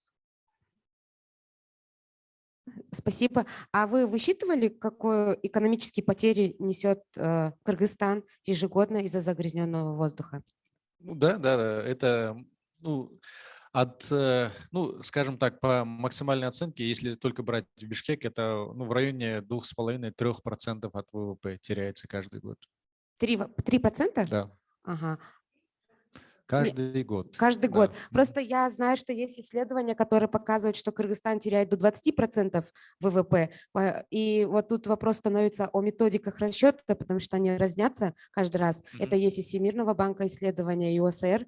Вот. А на науку сколько у вас складывается ежегодно от ВВП? Науку у нас вкладывается там не делится на науку, там на исследование, да, research and development, там 0,3, если не ошибаюсь, да? Ну, это даже 0,1 больше, чем да. в Казахстане. А на образование вообще у нас 6% ВВП вкладывается. Но это складывается в основном заработные платы преподавателей, учителей, там в школе, кто, поэтому качество другое, естественно. Хорошо, спасибо. Да, конечно. Меня зовут Ушаков Владислав. Я, как сейчас это принято говорить, экоактивист. Мы делаем несколько проектов экологических. Вот одна из них ecomap.kg, если видели, экологическая карта экологических нарушений Кыргызстана. Если в интернет зайдете, посмотрите.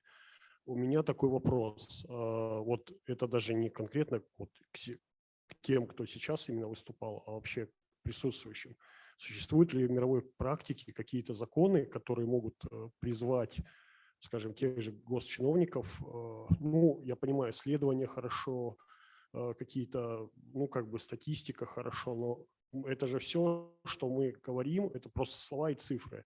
То есть есть ли какие-то законы, по которым можно, например, мы завтра с вами вместе все поедем в Алтын-Казык, то есть в одну из новостроек, которая находится рядом с бишкекским мусорным полигоном, который горит более 20 лет. То есть люди уже несколько поколений родились, выросли, кто-то уже умер, кто-то еще только родился, и они каждый день видят эту горящую свалку токсичную, этим дышат, этим травятся. И когда пытаешься донести до чиновников, что нельзя травить собственных граждан, они как-то отмалчиваются или говорят, давайте исследуем, давайте, то есть, понимаете, к чему я говорю, есть ли какие-то законы вообще в мировой практике, ссылаясь на которые можно, например, подать в суд на тех же госчиновников, которые эту мусорную свалку годами не тушат.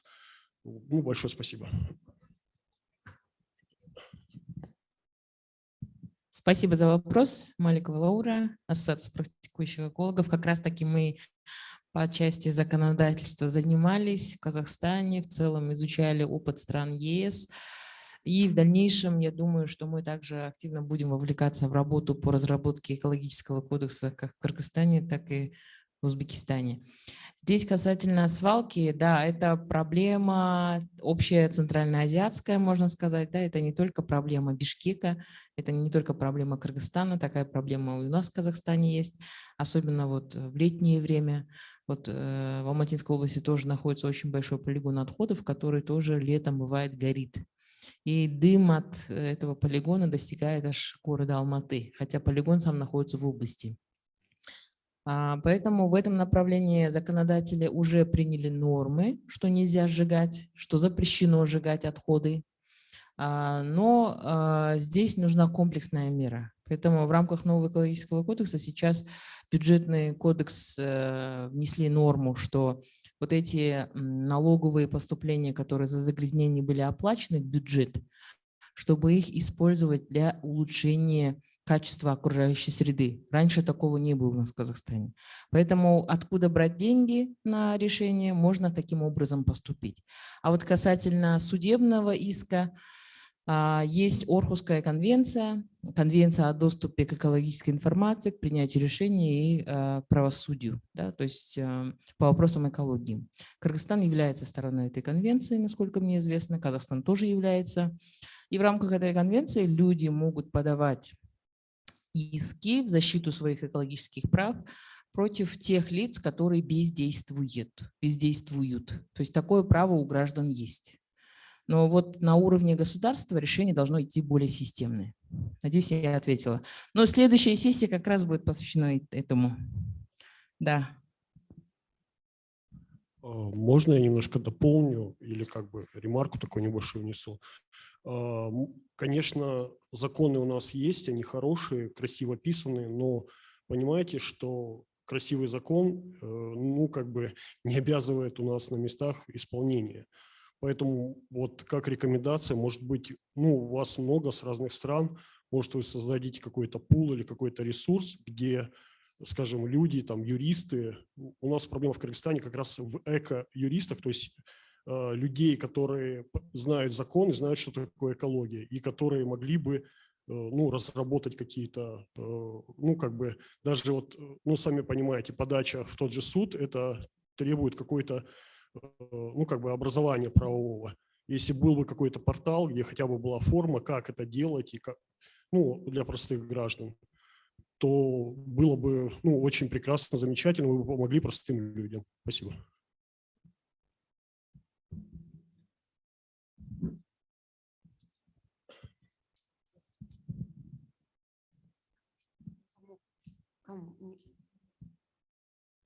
Это вопрос мне был? А это, да, было предложение, да.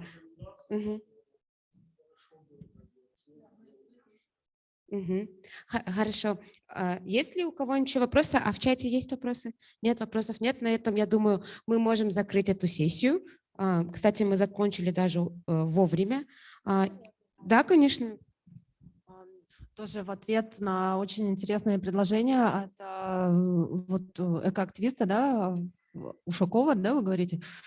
Владислав Ушаков, спасибо. Мы просто когда тоже проводили тренинг для среднего звена, скажем, да, муниципальных служб, честно говоря, они очень хотят тоже решать эту проблему, но у них иногда почастую тоже нет инструментов, и хотя бы через квартальных они иногда самых уязвимых как бы семейства самые или домовладения каким-то образом хотят поддержать гуманитарно или по-другому, их в списке включают. Это тоже нужно сказать, но вот да, действительно нужно, мне кажется, с высшего звена какой-то со стороны менеджеров какие-то политические уже решения, потому что работники среднего звена, они в принципе в мэрии, они работают и хотят тоже улучшений. Поэтому я думаю, так сильно тоже критиковать не стоит, особенно простых сотрудников служб городских. Вот что я хотела сказать со своей стороны. Ну да, да, я понимаю. Да, да, конечно. Хорошо, спасибо. Возвращаюсь к заключению. Мы послушали. Я из своего опыта знаю, это очень тяжелая часть, когда начинают говорить про экономический ущерб и как влияет загрязненный воздух на здоровье, особенно здоровье детей или беременных женщин. И понимаю, насколько сложно спикерам рассказывать про это. У всех слушателей автоматически закрываются уши, они перестают понимать. Поэтому спасибо вам всем, кто участвовал сегодня и показывал важность и какие болезни бывают и последствия от загрязненного воздуха. На этом мы заканчиваем эту сессию и переходим к следующей. Ажар, я передаю вам слово. Спасибо большое всем спикерам, спасибо большое, Насиба. Насиба очень скромно не стала рассказывать о своих методах продвижения в телеграм-каналах, в Фейсбуке, о своей адвокационной программе, но пожалуйста, следите. Я думаю, что все, кто интересуется этим вопросом, следят за нашими как научными деятелями, так и экспертами, да, и отслеживают, да, какие-то последние тенденции. Сейчас я хотела бы сказать, что у нас будет небольшой перерыв для того, чтобы мы могли развеяться, да, немножечко вас ждет кофе-брейк небольшой на полчаса, и ровно через полчаса мы продолжим. У нас будет последняя контентная часть на сегодня. Это третья сессия, она посвящена инновационным методам, да, про которые нам расскажет Лаура. Да, пожалуйста, я думаю, что сейчас можно будет немножечко развеяться для того, чтобы быть готовым уже к третьей сессии. Да, спасибо.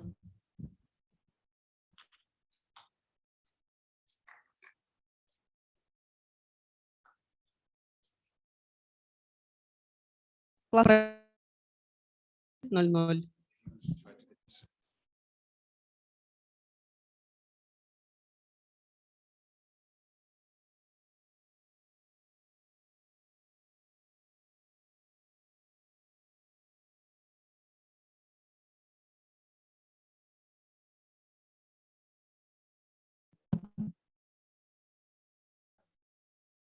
Вы можете стоять, я не буду.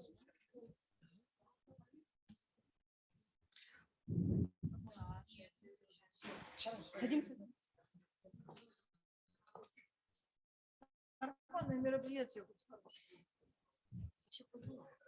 Дорогие участники, я предлагаю начать третью сессию.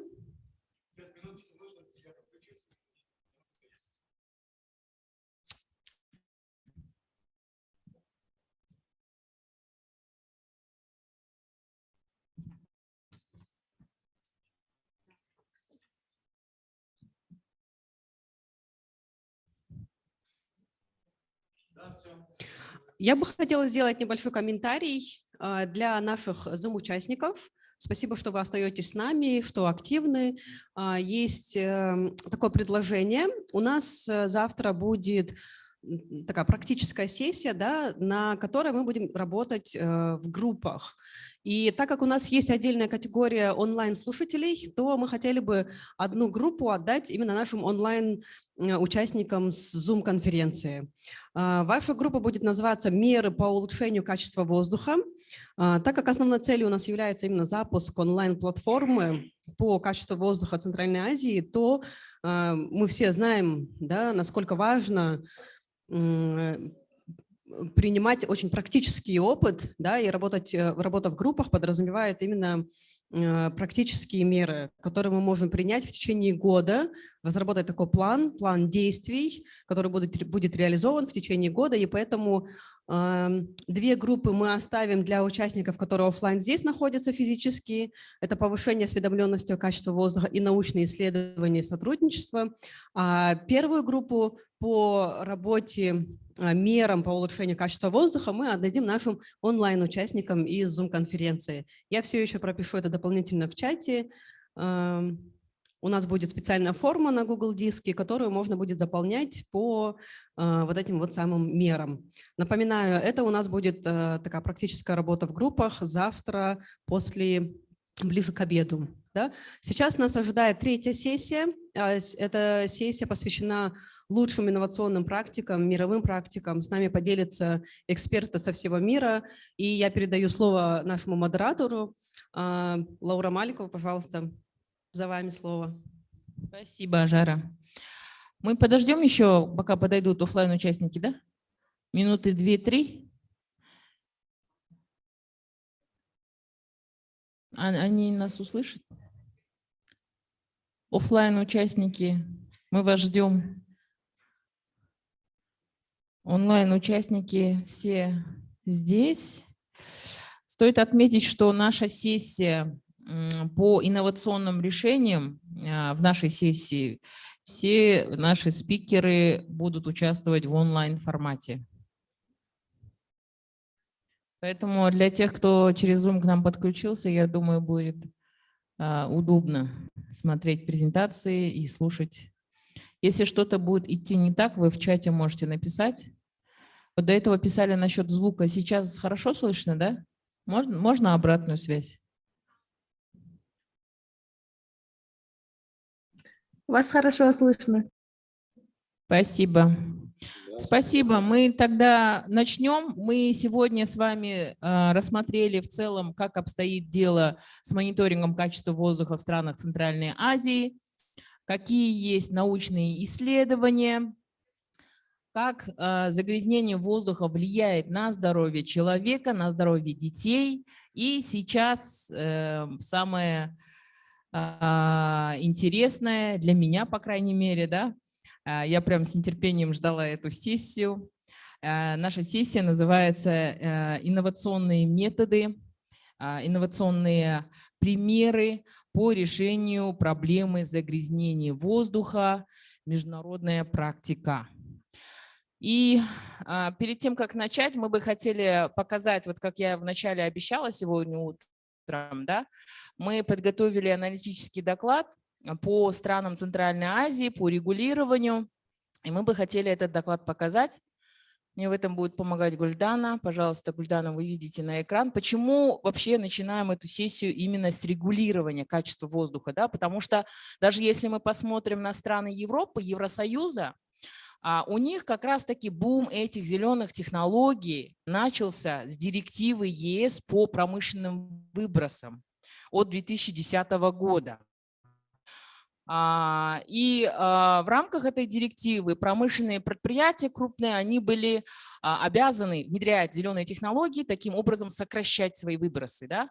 Поэтому очень важно, чтобы государственные органы, правительства, министерства занимали активную позицию и ставили задачи для промышленных предприятий. А промышленные предприятия, наука, ученые, они уже дальше придумают решение. Да? Это на самом деле является движущей силой регулирования. Здесь мы представим вам коротко аналитический доклад, краткое содержание, как вообще регулируется. Этот доклад мы подготовили в рамках проекта укрепления по мониторингу качества воздуха. И следующий. Кстати говоря, для всех участников вы можете также этот доклад увидеть в онлайне на сайте AQCA в разделе «Аналитика». Мы также на портале AQCA также опубликуем. Так, следующее. Здесь мы сейчас с вами рассмотрим регулирование качества воздуха в 4 странах Центральной Азии. Здесь мы не включили Туркменистан, потому что мы знаем, есть такая практика, когда они обижаются на какие-то данные, поэтому мы решили быть на безопасной стороне и сделали анализ только вот по 4 странам Центральной Азии. Следующий слайд, пожалуйста. Если вот обратите внимание, да, как интересно, в странах Центральной Азии вообще на данный момент кодифицированы все законы только в Казахстане. Вот в Казахстане впервые экологический кодекс был принят в 2007 году. После этого до 2018 года в этот экологический кодекс вносилось около 160 изменений различного характера. И потом уже появилась необходимость пересмотреть экологический кодекс, тем более в свете тех наших стратегических задач по вхождению топ-30 развитых стран. Соответственно, с 2018 по 2020 годы у нас велась активная работа, и в прошлом году вступил в силу новый экологический кодекс, как раз-таки, который включает опыт стран ЕС по зеленым технологиям, по фильтрам, по методам, по зольности угля. То есть сейчас Международный центр зеленых технологий в Казахстане разрабатывает эти справочники, адаптирует. То есть в Казахстане правовым актом основным, который регулирует качество воздуха, является экологический кодекс. В Кыргызстане, в Узбекистане и в Таджикистане у них у всех закон об охране атмосферного воздуха регулирует качество воздуха. То есть в этих законах, вот мы здесь видим, в Кыргызстане этот закон был принят в 1999-м, в Узбекистане 1996 года, в Таджикистане от 2012 года. Да? По содержанию они немного отличаются, можно сказать, да, но в целом все, что касается ответственности лиц, ответственности госоргана, кто за что отвечает, кто утверждает стандарты качества воздуха, это все приводится в этих законах. Следующее. Кто утверждает стандарты качества воздуха? Да, мы вот видим в Казахстане, согласно нового экологического кодекса с 2024 года, стандарты качества воздуха будут утверждаться Министерством экологии, геологии и природных ресурсов. У них есть обязательства, это прям 418 статья нового экологического кодекса указано. В Кыргызстане утверждает стандарты качества воздуха правительство республики. В Узбекистане этим занимается Министерство здравоохранения. В Таджикистане правительство республики утверждает стандарты качества воздуха. Теперь по гидрометам. Да, кому подчиняется гидромет? В Казахстане Казгидромет подчиняется Министерству экологии, геологии и природных ресурсов. И все данные, которые собираются Казгидрометом, являются экологической информацией, соответственно, в соответствии с Орхусской конвенцией, эти все данные подлежат опубликованию в свободном доступе. В Кыргызстане, что интересно, да, гидромет находится при МЧС, хотя мы были информированы, что в Кыргызстане недавно создали Министерство экологии. Поэтому здесь, конечно, мы бы рекомендовали коллегам Кыргызгидромет отдать в подчинение Министерства экологии. Но это, конечно, ваши внутренние дела, но в целом для системного улучшения, конечно, важно, чтобы это было при Минэкологии. В Узбекистане также Узгидромет находится при МЧС республики, а в Таджикистане Таджикгидромет находится при правительстве республики. То есть вот такие различия. Да? Следующее. Ну, здесь уже сравнительная таблица. Да? Мы до этого утром послушали представителей гидрометов различных стран. Здесь мы видим количество постов по странам. Конечно, лидирует Казахстан, потому что территория Казахстана огромная и промышленных предприятий много. Далее в Кыргызстане 65 постов, в Узбекистане 63, в Таджикистане 5, это по данным на начало 2021 года. С учетом 16 получается у них 21 в целом. Да? По городам, которые охвачены, 45 городов в Казахстане, 5 городов в Кыргызстане, в Узбекистане 25, в Таджикистане 5. По видам загрязняющих веществ, то есть в Казахстане 36 загрязняющих веществ мониторится, в Кыргызстане 11, в Узбекистане 13, в Таджикистане 7. И по индексам, которые применяются для оценки качества воздуха, в основном применяются, конечно же, вот эти советские, можно сказать, индексы, как стандартная, то есть как ИЗА, индекс загрязнения атмосферы, да, это, то есть считается концентрация загрязняющих веществ и приводится на вредность диоксида серы, получается. И вот по Казахстану стандартный индекс, наибольшая повторяемость ИЗА применяется. В Казахстане, стоит отметить, ИЗА применяется только для годовых отчетов. В Кыргызстане применяется стандартный индекс, наибольшая повторяемость. В Узбекистане применяется ИЗА. А в Таджикистане они просто сравнивают концентрации примесей с установленными ПДК и указывают, насколько раз превышает эти установленные ПДК. Также каждый гидромет на своем портале, на своем сайте публикует данные. Тут стоит отметить, что Казгидромет с недавних пор начал публиковать еженедельные бюллетени. Да? Раньше это были годовые, месячные. Так, Кыргызгидромет ежеквартально публикует информационные бюллетени. Также Узгидромет. Узгидромет здесь указывается, что они ежедневно публикуют краткий экологический бюллетень.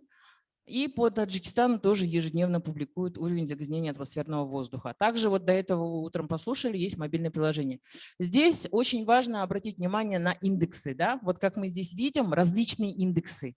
Соответственно, сложно сравнивать данные разных стран, потому что у них применяются разные индексы. И в рамках проекта укрепления потенциала по мониторингу качества воздуха мы намереваемся, чтобы Казахстан, Кыргызстан, Узбекистан, Таджикистан, они уже рассмотрели вопрос перехода на индекс качества воздуха AQCA, чтобы были единые индикаторы. Следующий слайд. Ну, здесь я уже рассказала. Вот наши контакты. Да, можете тогда закрыть презентацию. Спасибо. И теперь тогда на этой ноте перейдем к спикерам, да, как решать эту проблему. Конечно, мониторить это хорошо, но мы видим вот опыт развитых стран, особенно скандинавских стран. Да, я вот лично знаю опыт Швеции. Они, начиная с 70-х годов, в Швеции началась вот эта волна за чистый воздух, за чистую воду, и они постепенно начали заменять материалы, пересматривать технологии. А за счет этого им удалось до 60% снизить количество выбросов в атмосфере. Да? И за счет этого, конечно же, они сократили количество постов мониторинга. Я очень надеюсь, что мы к этому придем в течение десятилетий, я надеюсь. И как мы к этому придем? К этому мы можем прийти только через применение международного опыта и решений. И поэтому мы тогда начнем. Следующее слово я хочу предоставить Дамиан Рэм Багунович. Он является программным, Program Associate UNEP, то есть ПРООН, да? Так на русском у меня получается специалист программы ПРООН по окружающей среде из Сербии. Он расскажет про опыт Сербии по решению проблемы загрязнения воздуха. от изолированного вопроса к координированному подходу.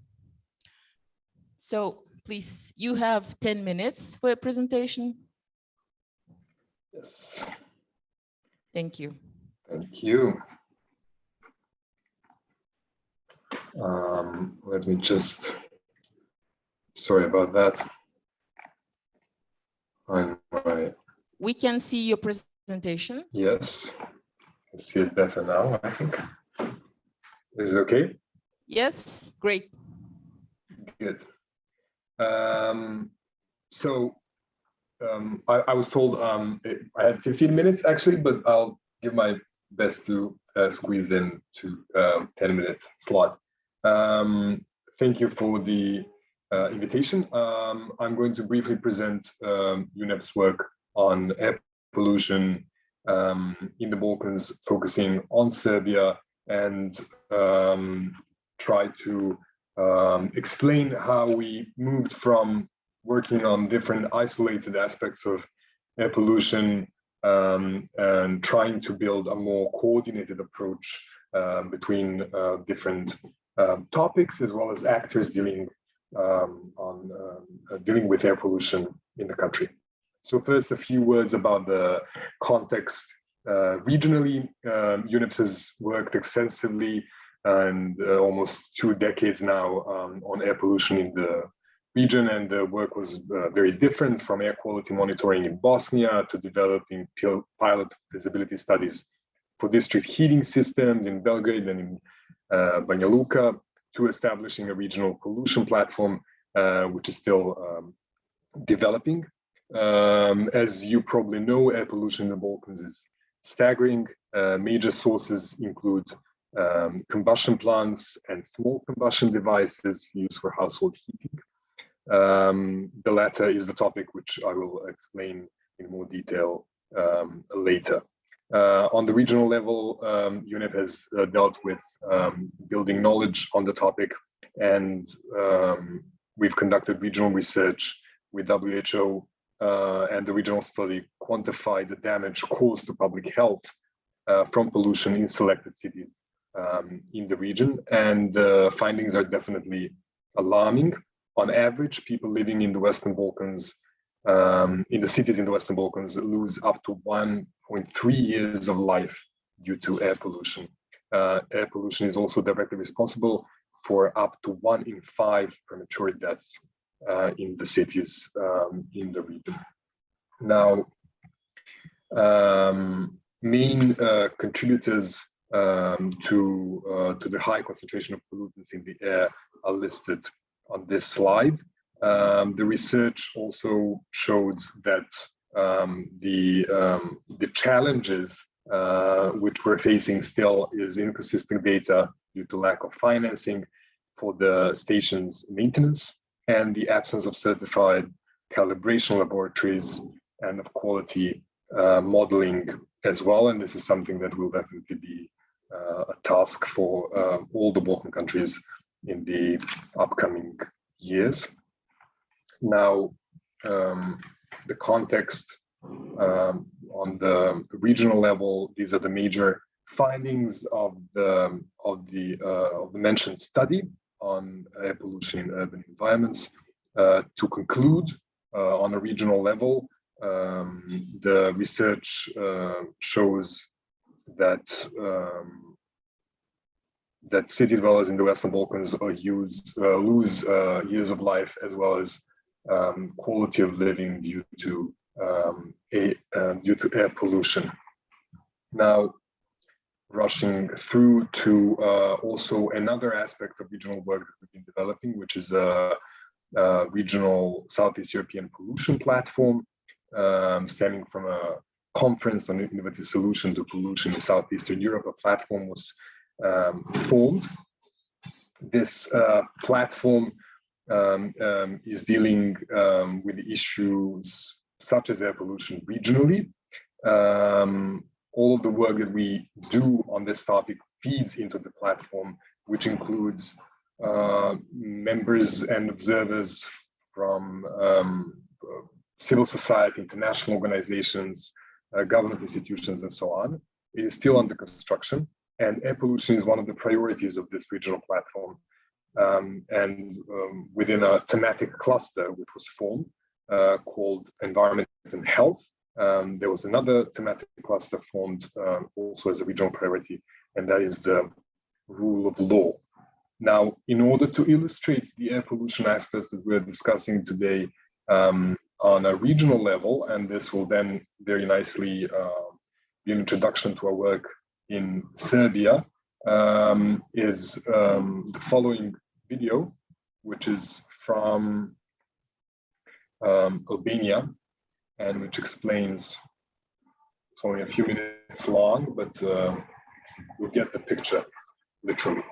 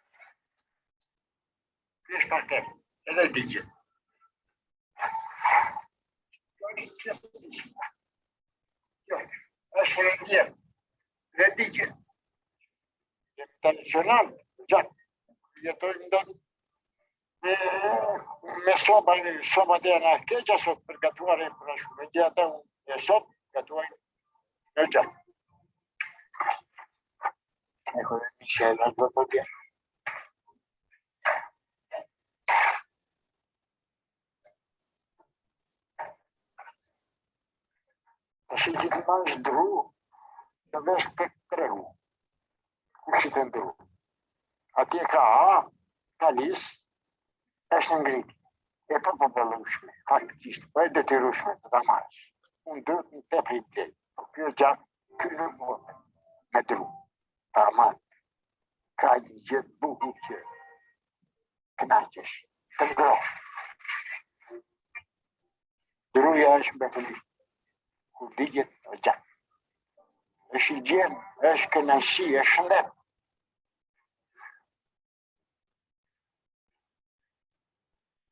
Хотя есть комбинаты текстиль. Да, я стумне где-то дюжин газ. Если это шатер векриова объеби per tietua. И кам регулуар технику поправ до пьесовета, до коста мир. С мекубатурой фиянту шпак факт. Есть acho que nasci aí e chegamos já com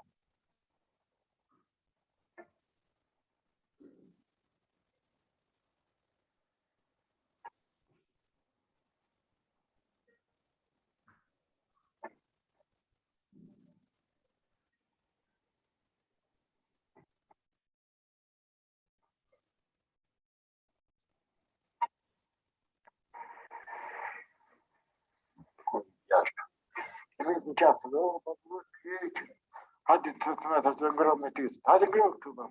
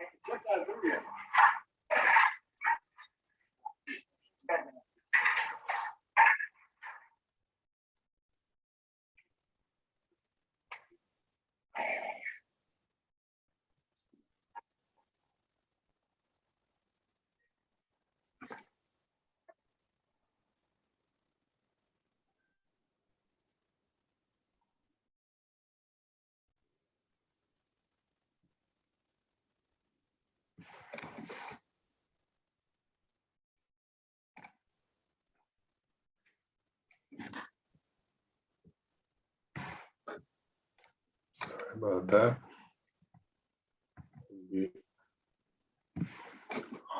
Doesn't wish to. Let me just fix that. Sorry.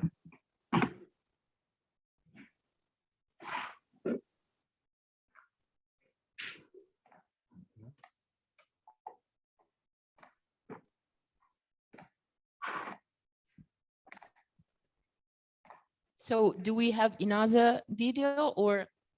No, that's all the videos for now, but it's stuck on the video for some reason. I'm very sorry about this. This has not happened before. I'm just going to try and doesn't wish to move on to the next slide, it seems, after the video, which was embedded.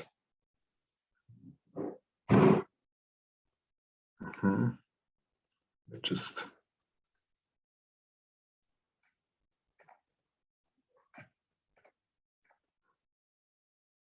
so there are 2 more slides, right? There are several more slides. Okay. Do you see the slide now? Yes. Yes, let me just make this bigger. So now you are going to tell about how it was solved. We saw the. Now I'm going to tell about. See, it doesn't move to the next slide. I'm so sorry. This is definitely not up to me. So it's something is bugging in the presentation or the. Actually, we can demonstrate your presentation. If Yes, you wish. please do that. It's the. Okay, what was the number of the slide, please? It's the one after the video. The number of the slide is 7. Yeah, 7.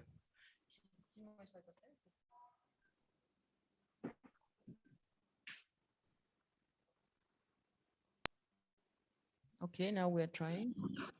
Yes, just put in the slide mode so that it's bigger with the.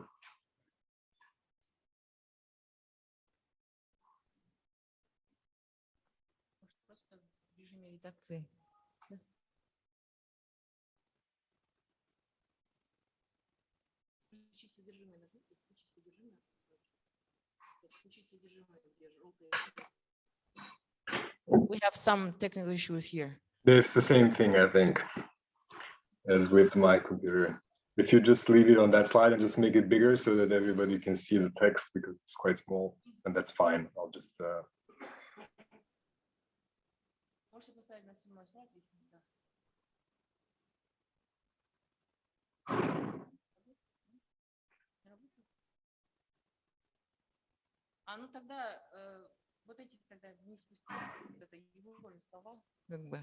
Okay. Should I continue? We are having some issues, but we can see in this way. Okay, fine, good, thank you. I'm sorry about this. I don't know what's the method with the presentation. Sorry to have lost your valuable time. Now, how does this regional context, which was shown in the video and in the previous slide, translate into the national context of Serbia? So what you see in the picture is the biggest municipality in Belgrade. It's called New Belgrade. It was built during the socialist times, and where you see is in the smog of winter, you can see the UN house is located there as well. You can't really see it because of the air pollution. The country context of Serbia is that the major sources of PM include large combustion plants and small combustion plants. The small combustion plants were shown in the previous video. It's basically household heating during the winter. So these 2 sources contribute to PM 2.5 and PM 10 exceedances, which are very regular. When it comes to procedural issues noted in the region, the data gaps exist in Serbia as well, and monitoring stations are still quite often an issue, although with all the available data, the trends are quite clear, and it's all quite as bad as in other cities in the region. Now, when it comes to policy matters, Serbia's law on air quality stipulates that there should be a national strategy on air pollution. This strategy is still being awaited. But hopefully this year it will be adopted. Now, what we focused on, based on the regional work that I've explained previously, we've brought it down to a national level, and we focused on the on health and domestic heating devices. We looked at the stoves and their usage. We looked at policy framework for energy poverty. We looked at how is all of this recognized in the by the health system, and we've discovered that basically all of this is not fully recognized by the health system. It means in practice that when you come to a GP, the GP with some pulmonary issues, for example, the GP will most likely not ask you about the heating source that you use for your household heating. So this is quite a lot of work for many of the institutions, not only institutions dealing with the environment, but institutions dealing with health as well. The result of all this is, next slide, please, if possible, is a publication which will be co-branded by UNEP and RES Foundation. RES Foundation has produced the video which I have shown from Albania on air pollution and public health in Serbia from a systemic perspective, and focusing especially on household heating devices. Another, next slide, please, aspect of air pollution that we looked at and we are still working on it is landfill fires. I've heard that there were some other examples of landfill fires mentioned in the conference as well. The situation in Serbia in this regard is very great.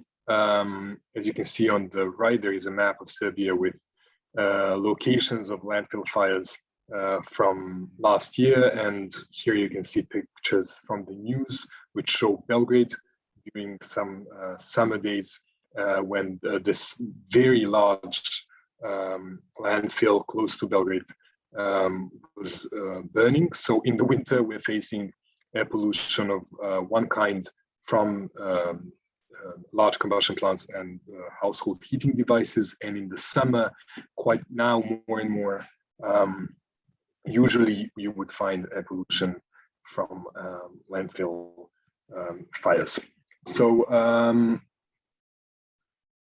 that's another, yes, thank you. On the next slide, we have the project which we're currently developing, which we're currently working on, is on nature-based solutions for enhanced resilience in urban areas, focusing on air pollution and post-COVID recovery. And we're looking at how to prioritize nature-based solutions and their potential to promote healthier lifestyles in urban environments.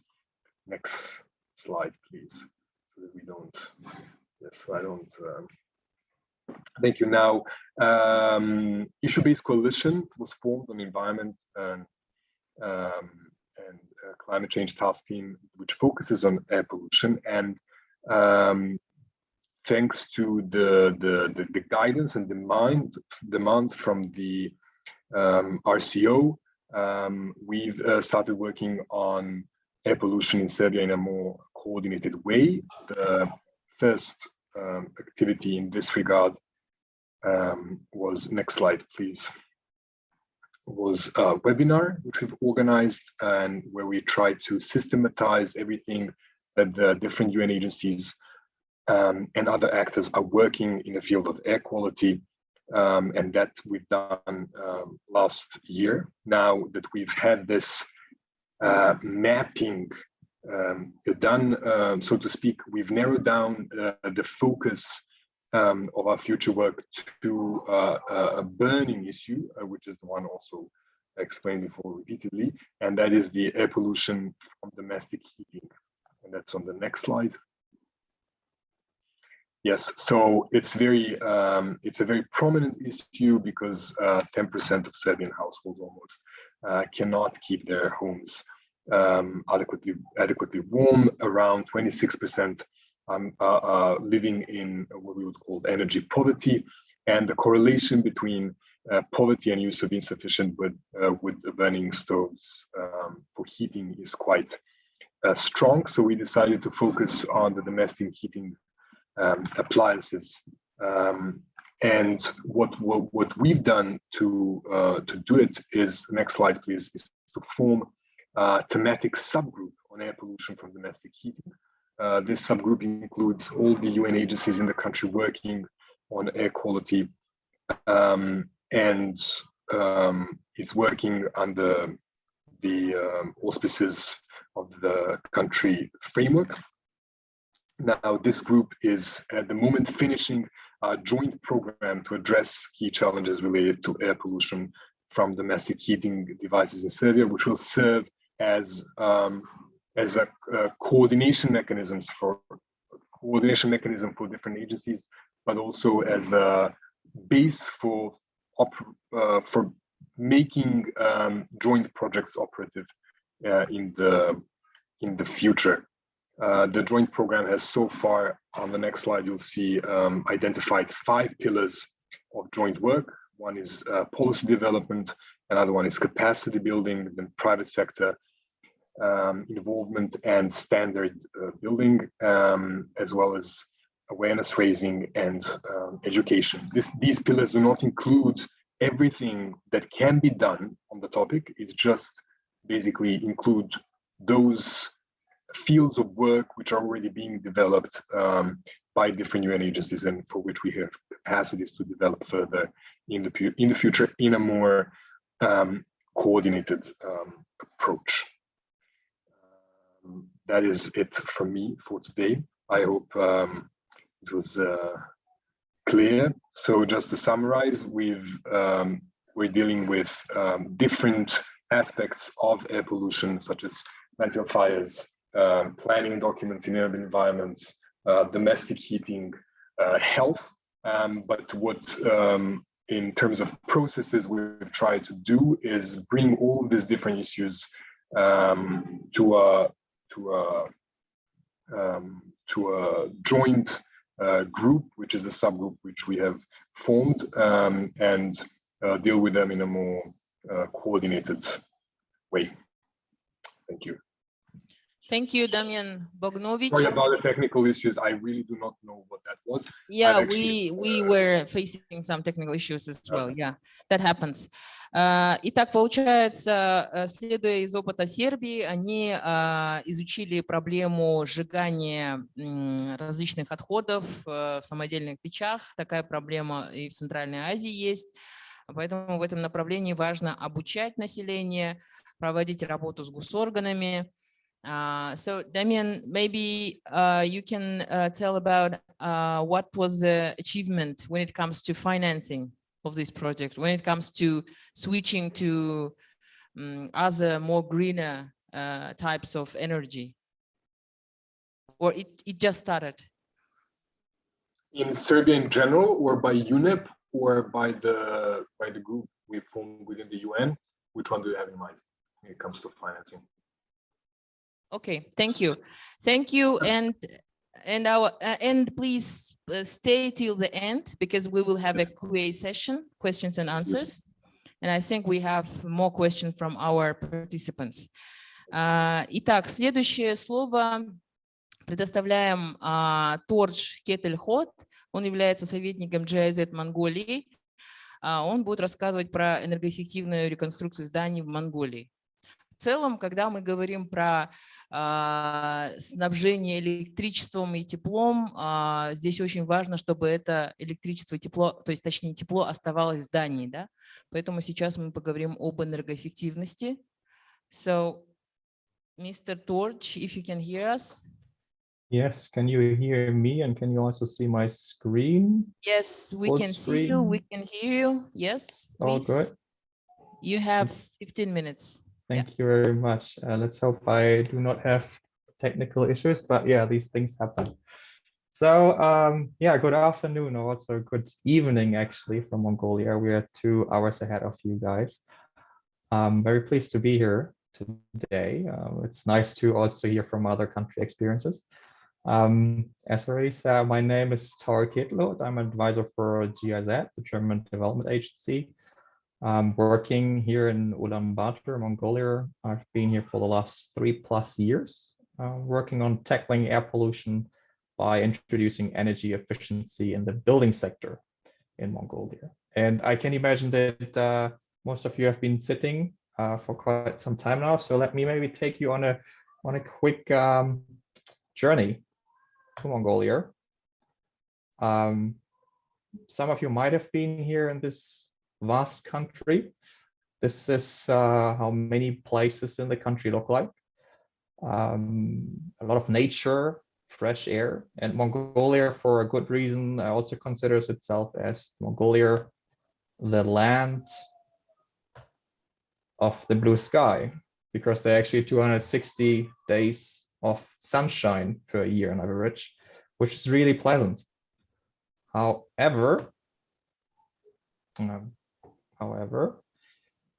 Ulaanbaatar is also, as many of you might know, the coldest capital in the world. So it gets really, really cold. And with it, it actually becomes Mongolia, the land of the smog sky. It's a big issue again and again every winter. In summertime, it's usually fine, but in the winter, it's really an issue. I think similar to many other countries that also participate here today, or participants. So where do the emissions come from? If you look at the official data from the Ministry of Environment, you will see that the PM2.5 emissions come from mainly stoves, 80% from gears, so the Mongolian yurts, some 10% from vehicles, 6% from power plants, and 4% from soil pollution, especially now in spring. When it gets really windy, there's a bit more soil pollution. In April, there's usually a lot of sand coming from the Gobi Desert, but on yearly average, it's supposed to be 4%. And against this backdrop, my project, the Energy Efficient Building Refurbishment in Mongolia project, comes in. So we have funding from the German government as well as the Swiss government, and we work closely with the municipality of Ulaanbaatar as well as the Ministry of Energy and Construction. In the building sector, we face some extra challenges. I assume that it's also similar to some of the countries, your countries. So low energy tariffs and hence little investments, old infrastructure, and also suppressed energy demand. So suppressed energy demand basically means that there's more demand than supply. The plants as well, power plants, do not provide enough. I hope you can still hear me. I have some echo, but I hope it's not too bad. We can hear you perfectly. Okay, yes. Good. Maybe it's my internet connection. So this project has 4 big components, and in this presentation, I will really only focus on some selective issues we have been working on. We have been working on a lot more in the last 3+ years. However, I will obviously not present all of it. And if you look at the first one, public investment management, you might be wondering already, how is it that he's talking about building sector, but now it's actually a governance topic, and I will get into this later. So governance was very big in our work and how to improve it. We also worked on a local energy efficiency action plan for Ulaanbaatar. Of course, we work with the private sector. I think they're very important in tackling the issue, and also introduce new technologies.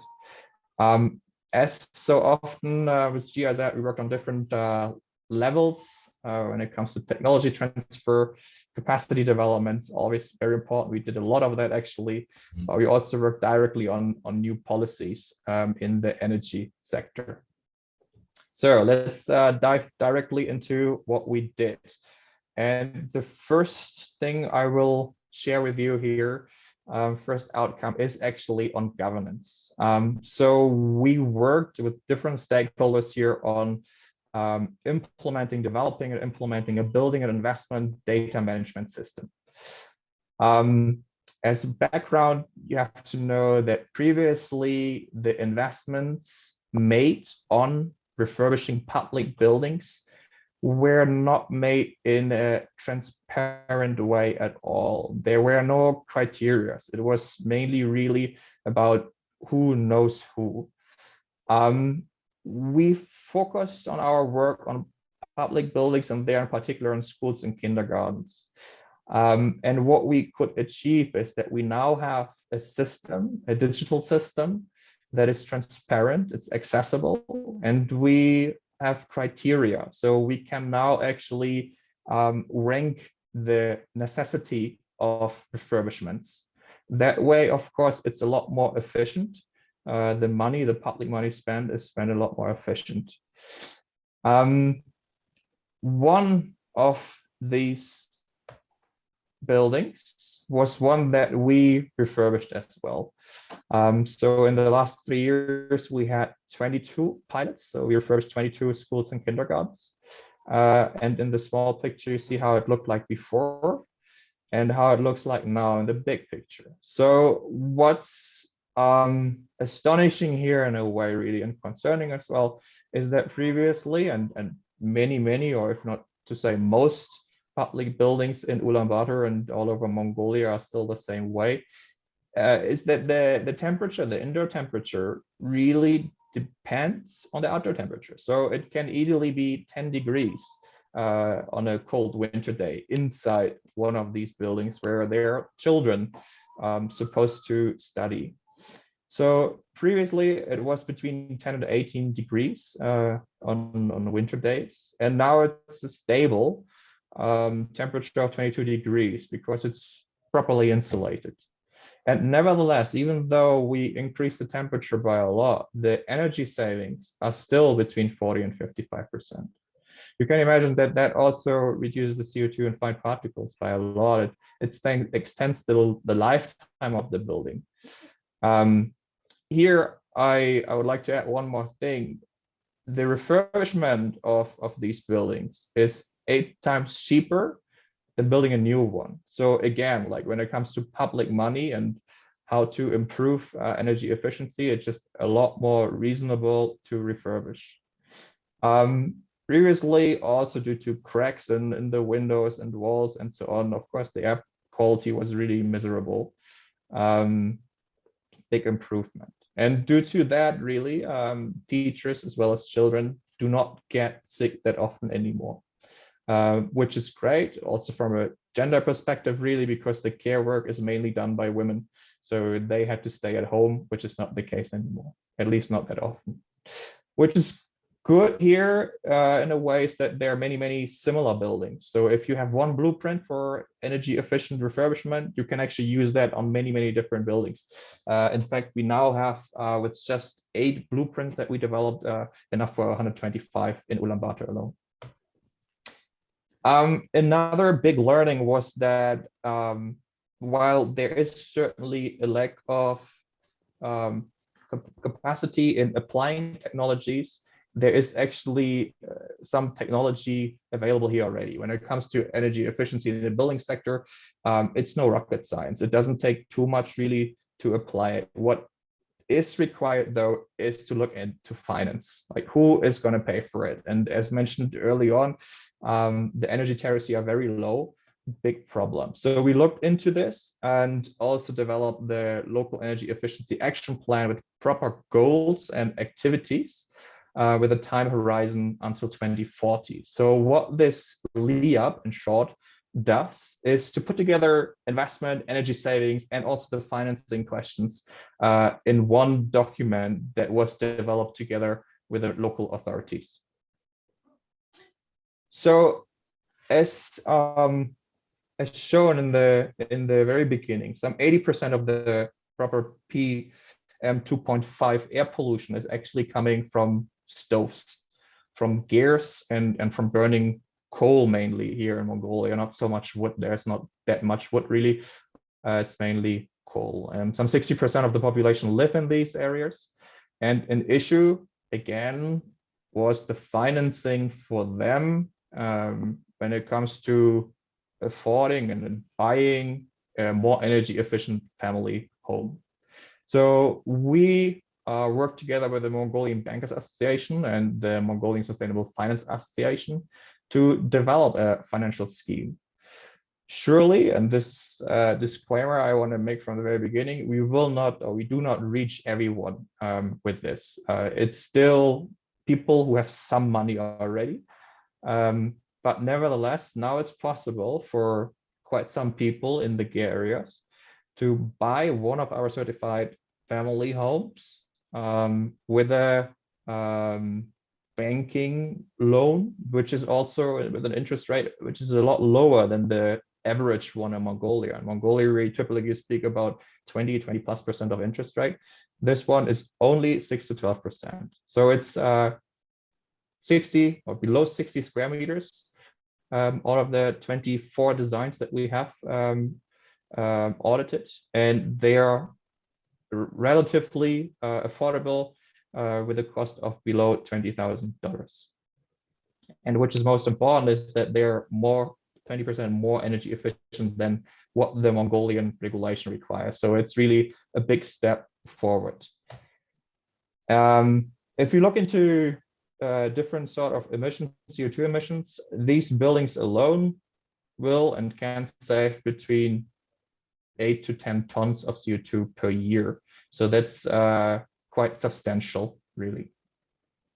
One of our buildings, excuse me, Torge, we have to hurry up because we are running out of time. So I'm almost done. Yeah, it's just I think 2 more slides.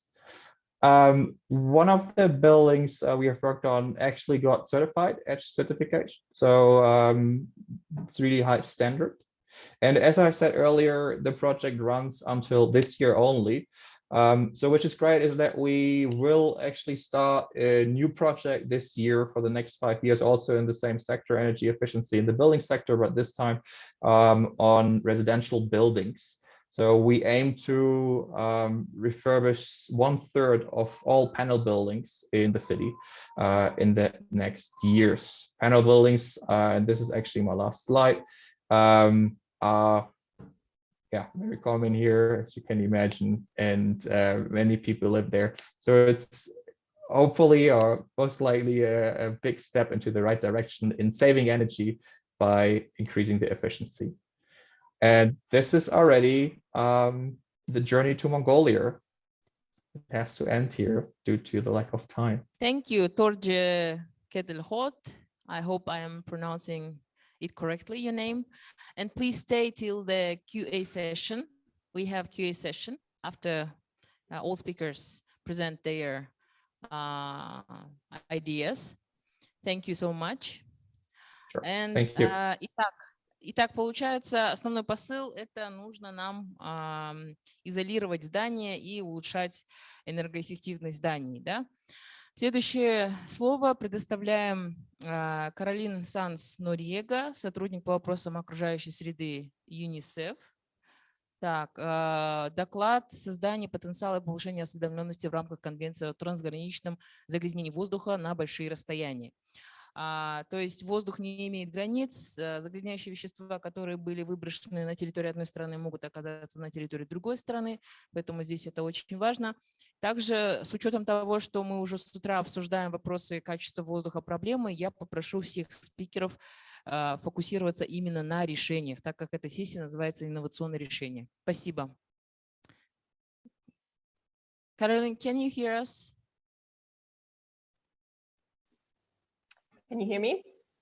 Yes. Okay, perfect. Welcome. And I'm also starting my video. Yeah, Can welcome. You, also see You have me? 15 minutes. Yes. Can you see my presentation? Yes. Okay, perfect. So thank you very much for the invitation to this very important conference. I will go right into the matter and tell you a little bit about the UNECE's Convention on Long-Range Transboundary Air Pollution, and specifically about the capacity building and awareness raising activities that the Secretariat carries out to assist parties in implementing the convention. So as we already heard, air pollution is often seen as a local problem alone, when in fact air pollutants can travel long distances. And air pollution is therefore a problem that really transcends local and, if you will, any boundaries. And the realization that air pollution is indeed a transboundary problem led to the signing of the convention in 1979 under the auspices of UNECE. And for short, I will now use the term Air Convention to refer to this first international governance mechanism that provided policy solutions to the air pollution challenge on a regional basis.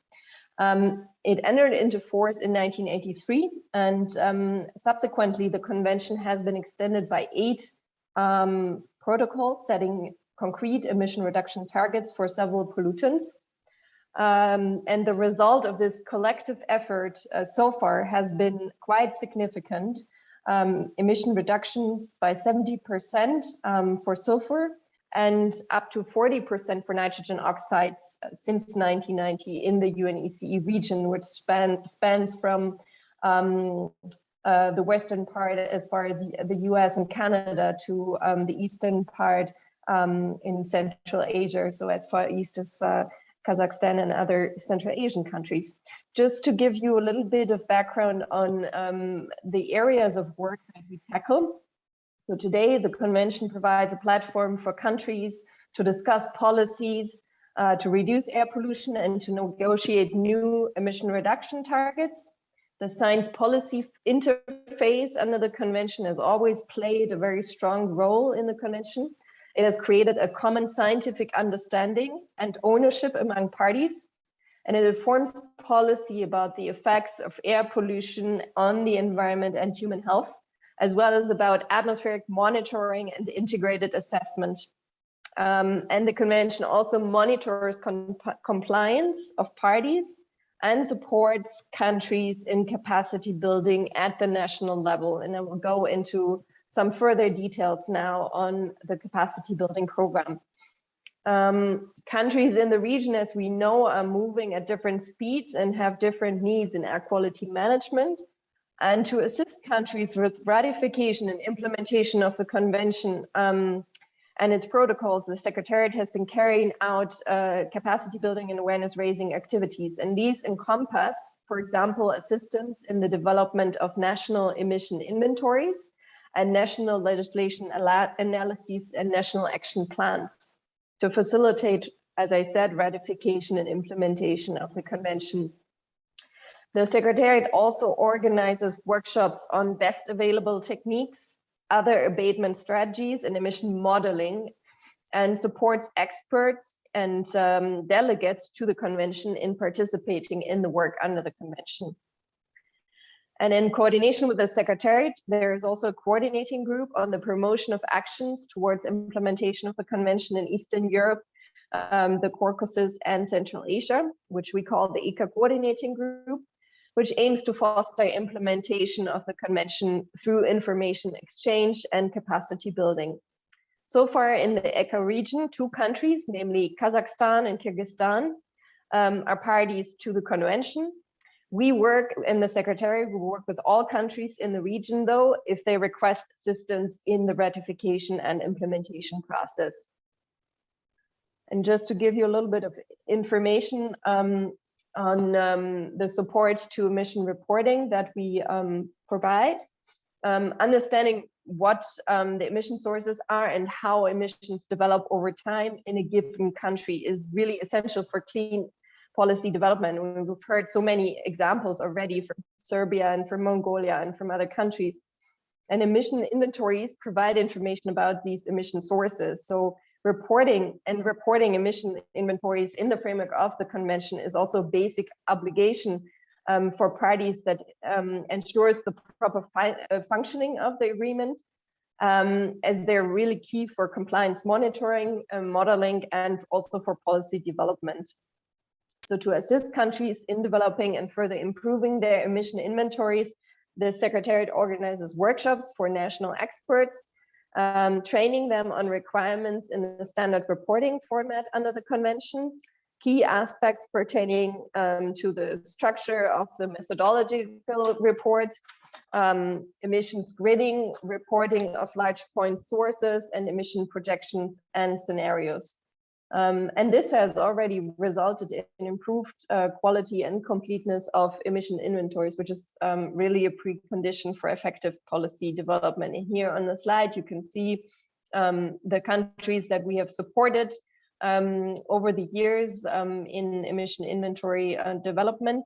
And also you can see the results on the right side from these countries for submission of the emission inventories that we have received.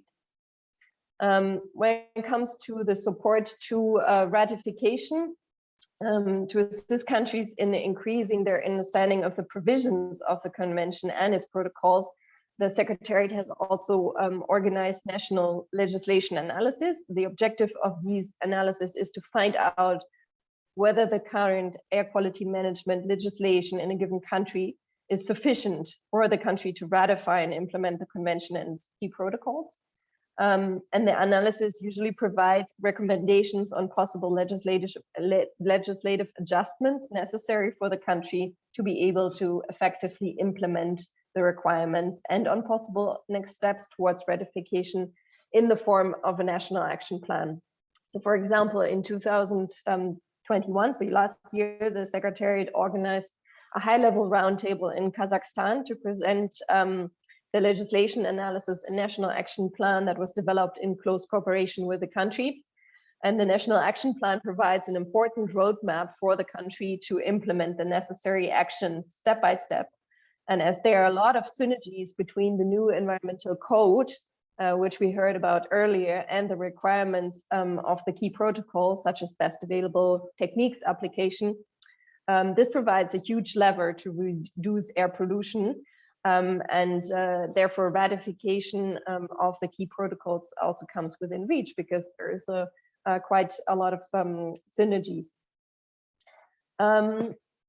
Just to let you know that there's also, in addition to these core activities that I just described, the Secretariat is also regularly organizing a number of sub-regional workshops, such as on the greenhouse gas air pollution interactions and synergies model, on best available techniques, and on estimating road transport emissions, among others. Here you can see a selection of workshops that we have organized over the years to support countries. And finally, I just would like to share some information on one brand new exciting project that the Secretariat has started last year, which is to develop an e-learning starter course on the convention. This will give decision makers and new staff in the countries who deal with the convention an introduction and orientation to the convention framework overall, key principles, legal requirements, and also the obligations. It will also strengthen their capacities to ratify or implement the convention and its key protocols and at national level, and to cooperate effectively in the framework of the convention. Methodologically, the course will be self-paced, using informative text, videos, and quizzes to check learning progress. And upon successful completion of the course, a certificate will also be awarded to participants. The course will be developed in English and in Russian languages, and is expected to be finalized in spring of this year. So I invite all of you to use this tool, and I'm happy to take any questions. Thank you very much for this invitation. Thank you, Caroline. I think your presentation was the shortest one. Thank you for this. And it's worth to mention that Kazakhstan already ratified this protocol on transboundary emissions. So also please stay till the end. So if there will be any questions, so you could answer. Thank you. Thank you, and we look forward to productive partnership. Итак, следующее слово тогда мы предоставляем Брэндону Дюпрей. Он является директором научно-исследовательского института устойчивого развития Казахстана. Он выступает с докладом решения проблемы загрязнения воздуха с помощью передовых технологий. Пример Алматы, Казахстан. So, Brandon, if you can hear us. Yes, I can. Can you see my presentation? Yeah, we can see. So, due to the reason that we are running out of time, we decided to shorten the time for presentation till 10 minutes. Okay, I'll try to be quicker than that if possible. Thank you. Okay, so I'd like to present the work we've been doing for the past 2 years in Kazakhstan. And this is linked with the University of Helsinki. They had a large project called MegaSense. And MegaSense project was to create a cyber physical decision-making system for the city of Helsinki in order to help mitigate the impacts of air pollution by creating different navigation routes and forecasting for for air pollution modeling in order to help policy and decision making. So this was done in Helsinki city, and based on that, they wanted to decide whether this could be implemented in the emerging economy context. And we took Almaty, Kazakhstan as a case study for that. So as we all know, there's increasing urbanization all around the world. Major metropolitan cities are getting larger and larger each year. And as a result of that, there's increased air consumption and lower air quality. And this creates very big challenges in the relation to the implementation and the achievement of the Sustainable Development Goals. So just to give a very quick rundown of some of the specific challenges in Almaty, as you know, there's large mountains, the Tian Shan Mountains, which basically border the city of Almaty. And as a result of that, Almaty lies in kind of a sort of like bowl, and there's very low air and wind speeds in the city. And as a result of that, there's a very serious problem with air pollution. And so what we want to do is my institute, and together with Helsinki University, we would like to take the bridge between the development of scientific and academic research and actually using that research to help solve and mitigate air pollution problems, and do that through the policy making process. This started as a side event back in 2020 at the World Urban Forum on how these types of technologies can be used for air pollution monitoring and policy making in emerging economies in Asia and Africa. Here you can see the group. Our partners was UN Habitats, Helsinki University, UNEP, and Narhos University. And so why was this pilot project needed for the city of Almaty? Is because we have lack of accurate and time-sensitive data on air pollution for the city. And also such work can support data-driven decision-making with a street-by-street analysis of the air quality problems. And also it allows for forecasting models to be created and for data-driven decision-making to be made by local and national stakeholders. Here you can see our stakeholder map. We have a cooperation agreement with Kazgidromet. It's until 2023. Us, Narhos University, we work with the Business Finland Trade Commissioner, as well as the AQCA in Almaty. What basically we do, we take these global air quality forecasts that are happening with the Finnish Meteorological Institute. We create regional air quality forecasts. Then we do local forecasting for Kazakhstan together with the Finnish Meteorological Institute. And then with that, you can create city forecasts, and they develop low cost mobile air quality monitoring systems. Here you can see this is basically attached to a backpack. And with that, you carry it around the city, and it helps give you a very fine scale resolution of the air quality problems in the city and where the concentrations of pollution are. And this sensor basically measures all sorts of parameters such as PM 2.5, PM 10, ozone, among others, black carbon as well. And with these air quality monitors, there's an application that you have, and you download it onto your phone. And with this application on your phone and with the air quality monitor, a person can go and to use the application and post where they want to go, where they're located, and which part of the city they want to go. And with that, they have something called the Green Path Navigation Pathway.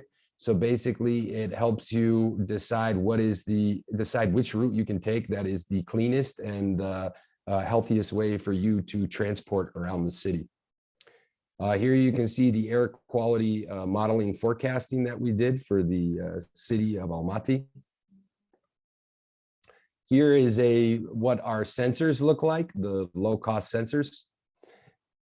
And this is the application that's on the phone that we developed also in the Russian language for Kazakhstan.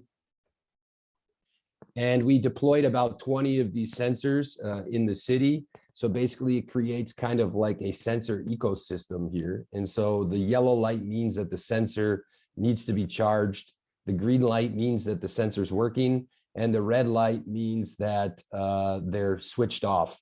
And so from your computer, you can monitor the sensors that are distributed in the city and also see what their exposure is any point in the city at any time. And there's a GPS location reference for that. So you can get like basically street by street air pollution quality models from these sensors. So you can do all of this online. We did a training for Kazgidromet. If you look in the upper right-hand corner of the screen, this was the training event. And then here below, you can see the monitor and the size of it here, which you can just attach to the backpack.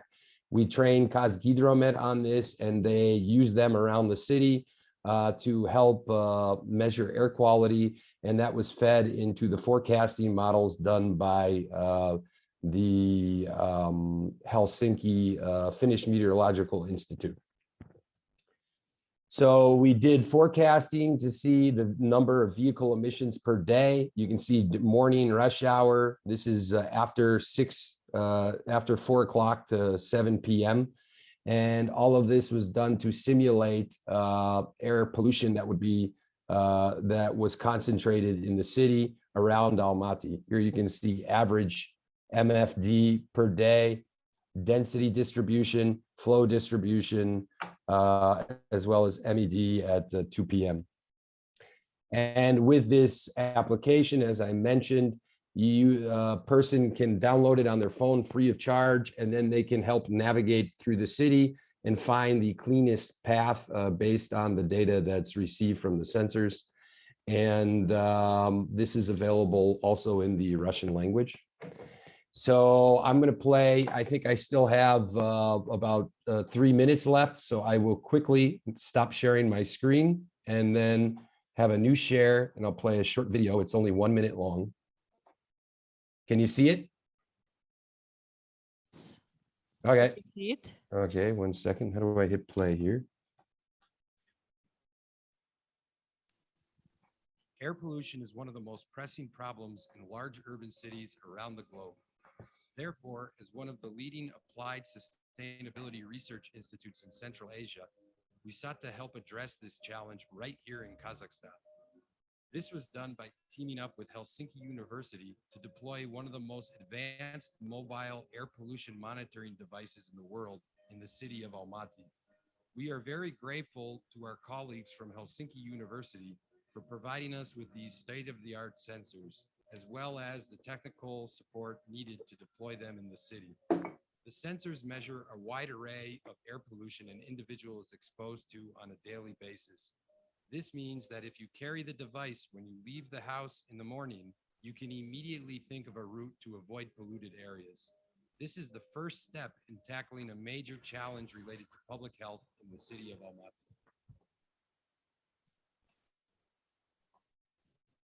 Okay. And just to conclude my presentation, you can see my slide, right? Yes. Okay. Quickly, sorry. Anyway, just to conclude my presentation is that we have a cooperation agreement with Kazgidromet until 2023. We plan to expand the project to cover more cities in Kazakhstan. So we're currently fundraising for that. We have a proposal that we're submitting to the government of Kazakhstan, Kazgidromet, for potential financing, and also looking for any international partners that would be interested to support this project and do it on a national scale. And we want to do this to create a decision support system for major urban cities in Kazakhstan. And after that, we would like to expand to other Central Asian countries. So thank you very much. If you have any questions, feel free to let me know. I think I might have a minute or two to answer them. Thank you. Thank you, Brendan. We have QA session. Afterwards, yeah? Yeah, afterwards. Okay, all right, good. Thanks. I'll be available for the Q&A session then. Thank you. Спасибо большое. Теперь мы предоставляем следующее слово Томасу Маркесу. Он является региональным координатором подпрограмм Европейского офиса по окружающей среде, качеству воздуха, ПРООН. Выступление «Глобальные региональные перспективы действий в отношении качества воздуха, политика и программы по снижению загрязнения воздуха». Пожалуйста, мистер Томас, у вас 10 минут. Thomas. Thank you so much. Can you see my screen? Yes, we can see your screen and you. Okay, please. Excellent. Thank you so much. Just a minor correction to what I heard from the translator. I'm not representing our good colleagues at UNDP, but at UNEP, the United Nations Environment Programme. So thank you very much. Let me just change here the audio because I'm hearing myself and it's not so. Okay. So good afternoon, everyone. So I am Thomas Marquez and I work in Geneva, in Switzerland, at UNEP's Regional Office for Europe, where I am the focal point for the UNEP's air pollution work in the region.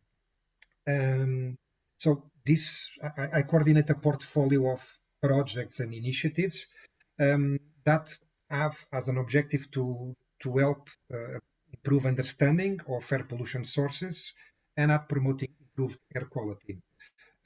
Currently, some of the main activities under this portfolio are, for example, the work in the Western Balkans and notably, not only, but notably in Serbia, which was already presented today by my UNEP colleague Damian, based in Belgrade.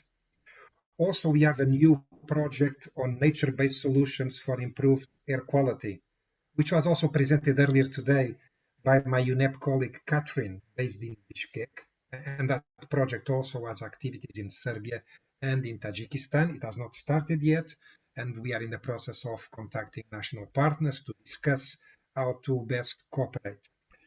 And finally, a key ongoing activity under the UNEP portfolio is also the joint UNEP UNDP country office for Kyrgyzstan air pollution assessment work in Bishkeke, which many of you are familiar with because there have been previous consultations and meetings where this work was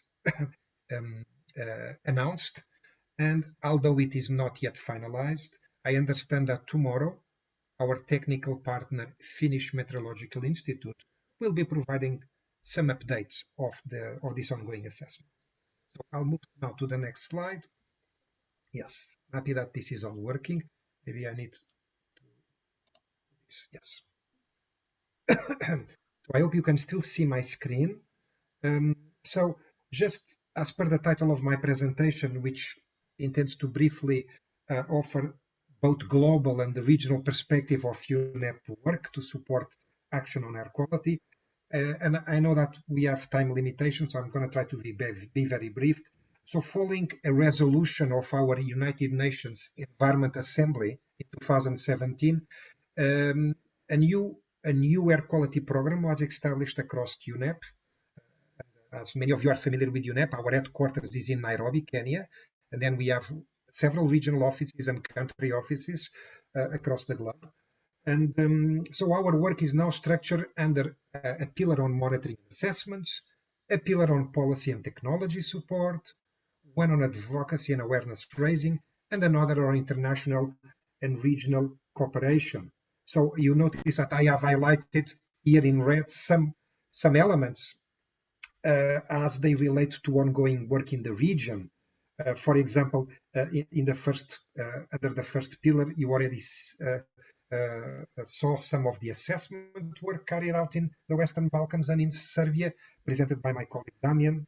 For example, under the second pillar on policy and technology support, there is a lot of ongoing work in Africa, but also, for example, in India, out of our UNEP office in New Delhi. Under the third pillar on advocacy and awareness raising, there are many examples. One I will leave for the end of my presentation, which is the UNEP's support to the celebrations every year since the last 2 years of the new International Day of Clean Air for Blue Skies, and also the Breathe Life campaign. And I know that tomorrow there will be a dedicated presentation on the Breathe Life campaign. And I understand that there will be also mentions to the International Day of Clean Air for Blue Skies by my colleague Tai Shung, who is also with UNEP and works at the UNEP-hosted Secretariat of the Climate and Clean Air Coalition, which also has the responsibility of organizing the International Day of Clean Air for Blue Skies. And finally, it's our work supporting international and regional cooperation, of which this conference today is an example, as UNEP is a very strong supporter of this initiative, of this new dialogue platform, and also of this conference. And we have not only been happy to be very present during this meeting with several presentations and several UNEP colleagues presenting or delivering opening speeches, like my colleague from the head of the Central Asia office, Aida Kurmanova, but also providing technical and financial support to this very meeting that we're having today. So now on the assessment front, and I chose to zoom in into this part of our portfolio as mostly relevant to the theme of the session 3 of the conference, which is our work on assessments. And last year we produced 2 assessments at global level on policies and programs, so countries' initiatives to reduce air pollution, which involved questionnaires sent to all the countries and analysis of the data, and also one on air pollution legislation and progress in its development. Furthermore, these global assessments were also supported by regional assessments, and in Europe and Central Asia, we had the pleasure to work with the Swedish Environmental Research Institute, or IVL, which coordinated the assessment work in our region on actions on air quality. And I will include also in the next slide a link to where you can download this report for more detailed information.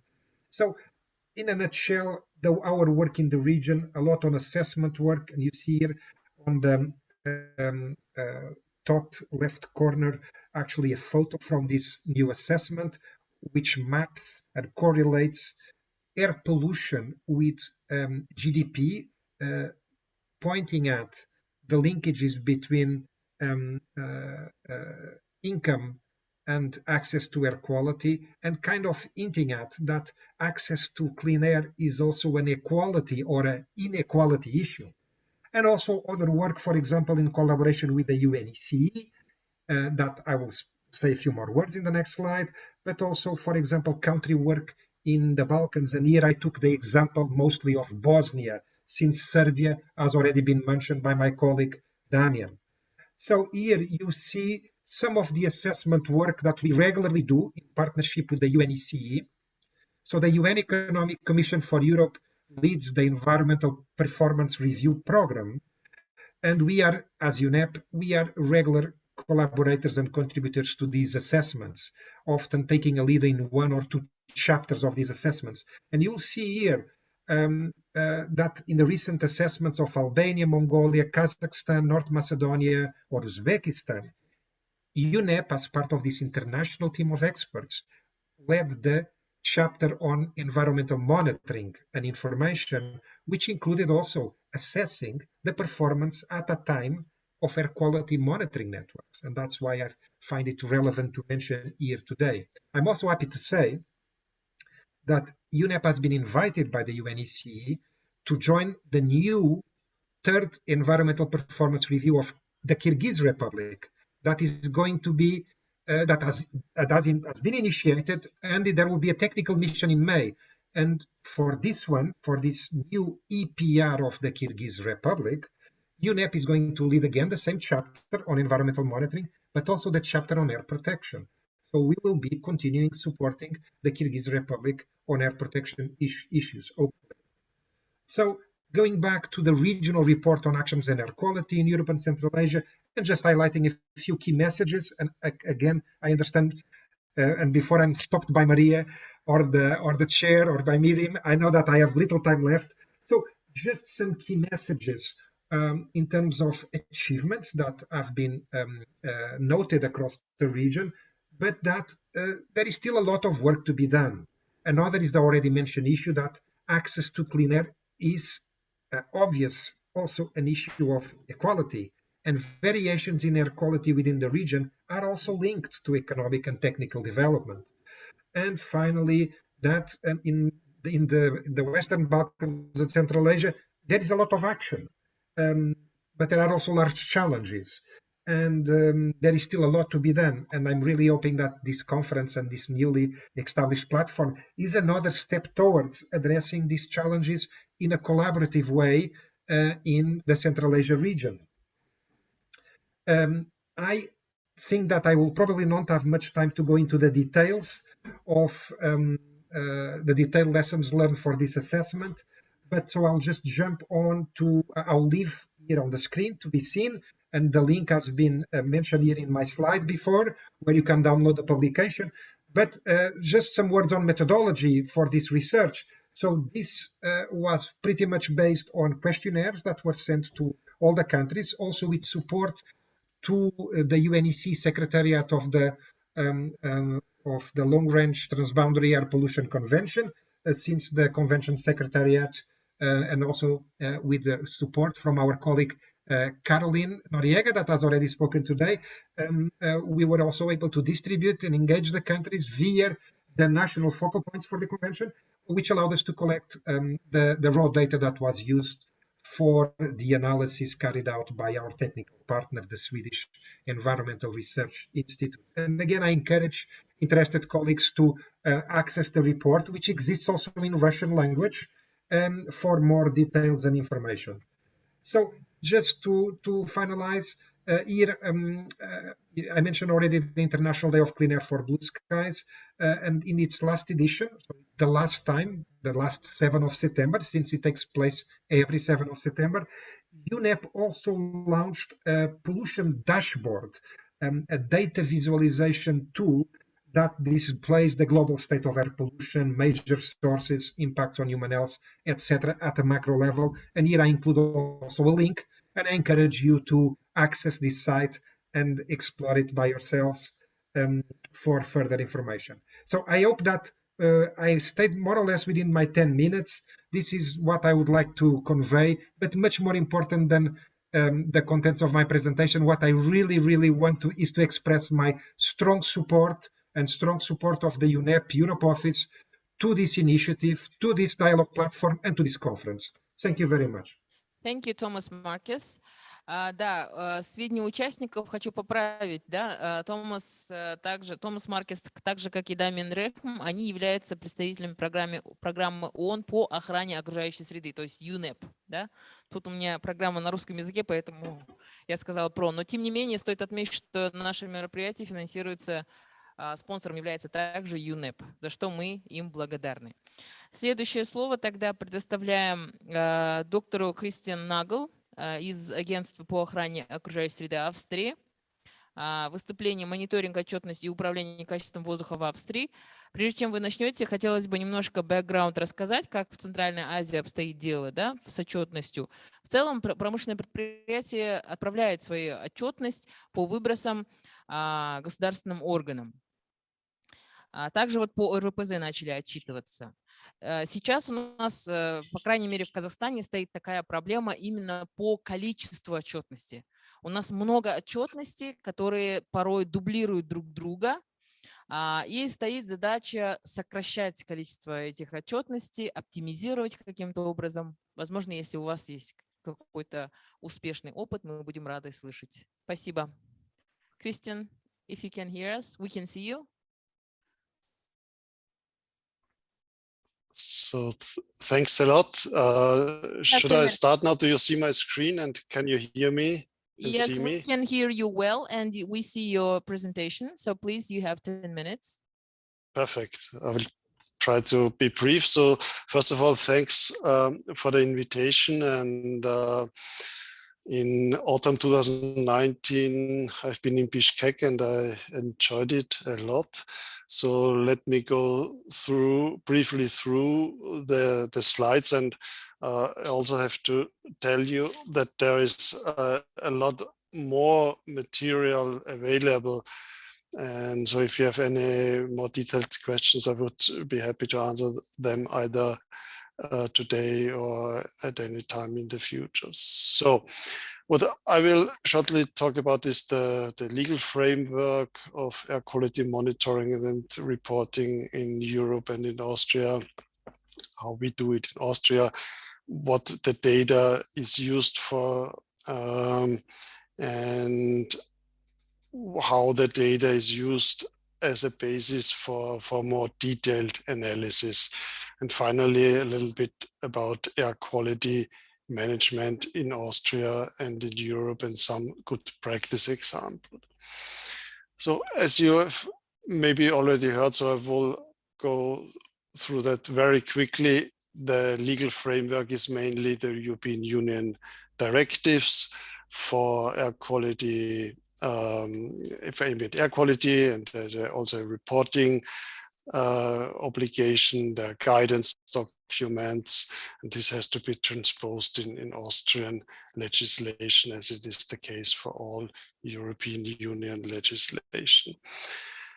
In Austria, we have the lucky situation that we have a rather dense network of air quality monitoring sites evolved since the late 1980s.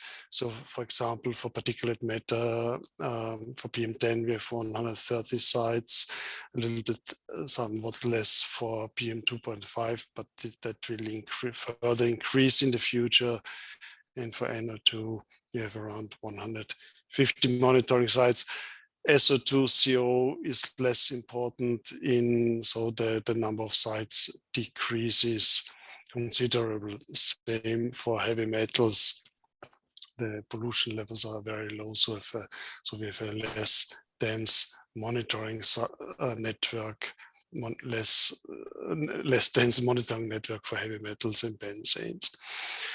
Here, just some examples from Austria and from other locations, how we have to classify the monitoring sites. So the traffic site is typical urban traffic site to the top left, or an background site or a rural background site in Austria.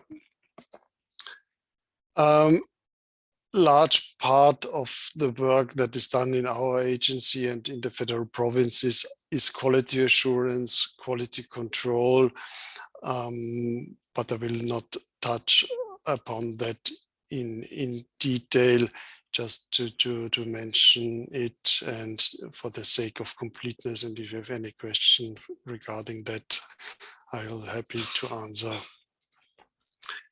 The air quality data that is produced by this dense network of air quality monitoring stations is used for a number of reporting obligations, both on European side, but also on Austrian side.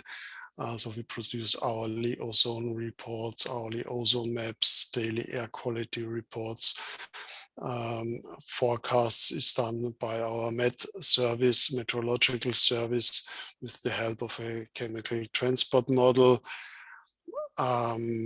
We produce monthly reports, annual reports, and all the data is submitted to various international organizations such as the European Environment Agency, where all of our data, but also the data of all EEA member states can be downloaded and used for further purposes, both up-to-date data, but also quality assured data on an annual basis. So just an example, what we use the data for next to this reporting. So for example, the SDG indicator 3.9.2 and the indicator 11.62, I think it is. They require as a basis population weighted exposure data. So as Austria has a complicated topography, we can't rely on modeling only, but we also and mainly use monitoring data for this population weighted exposure data. And here the question is how to get from point data from the monitoring side to spatial data. And there are various methods to do that, like monitoring data alone and distribute the concentration levels via some thoughts about the representativity of each station to the whole area. And that's how we mainly do it. But there are more sophisticated ways to do it, such as land use data and land use regression models, modeling data, satellite data. As said, it also we use the monitoring data from urban and regional background sites, check for inconsistencies. And with the help of that, for example, we can produce PM exposure time series of populated weighted data for PM10 and PM2.5 exposure. And that is used for these two sets of SDG indicators. And for the SDG 3.9.1, which is the mortality rate attributed to household and ambient air pollution, we use the AQCA tool by WHO, but we use the data as the population weighted data as a basis for that. So that's it shortly for reporting. Now for air quality management in Austria. The main air quality problems are similar to maybe what we have already heard: PM, particulate matter, NO2, and in some specific locations also benzopyrene due to biomass burning. One has to say that the measures that are implemented in Austria are not, in most cases, not only for air quality, but also for a number of other reasons to improve quality of life, climate change, to address climate change and noise, energy security, and so to not tackle only air quality, but other environmental issues. And some guiding principles from our experience with implementing air quality measures and other measures is that it's important for the administration that there is a strong political will to really implement measures. Otherwise, it's a lot of work for the administration and with little success. And a holistic approach is necessary. So then a coherent approach between different policies like climate change, transport, energy, noise, and quality of life. It's also important that the administration is leading by example. Engagement on all levels is needed. That has been shown by model calculation by the International Institute of Applied Systems and analysis, as there's especially for PM contributions on international, national, urban and local level. There are a lot of good practice examples just to regarding traffic, for example, and here what we have seen, what is decisive, that there is a shift of the focus from improving car infrastructure in cities to improving mobility needs of all different group of people, including children, elderly, handicapped, parents with little children. And this integrated mobility policies need to address mobility needs and address public transport, pedestrian infrastructure, to make cities walkable, to include bicycle strategies, and only finally also vehicle technologies and fuel technologies, also to have really a holistic approach on mobility needs and not on transport and improving, especially on improving car infrastructure. Domestic heating, we have seen that it's often underestimated by the public. And here we've already heard about it, the importance of awareness campaigns, but also on tackling energy poverty. I will skip that. Finally, some examples of policy responses. One of the most important measures in Austria was the banning of open burning of agricultural residues. So this was a very cheap and very successful measure. Also, district heating is, of course, an important measure and integrated approaches. So to summarize and conclude and to recommend, so there's a vast amount of information publicly available, so we can really build on existing experience, practice in other countries. Different approaches are, of course, needed for different cities, different regions.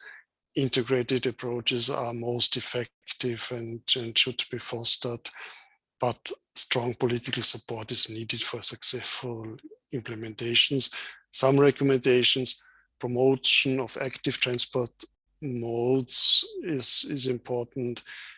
Diesel vehicles are especially problematic, so regular inspections, impact ban of old vehicles is important, and ban of agricultural waste burning and of waste burning in general.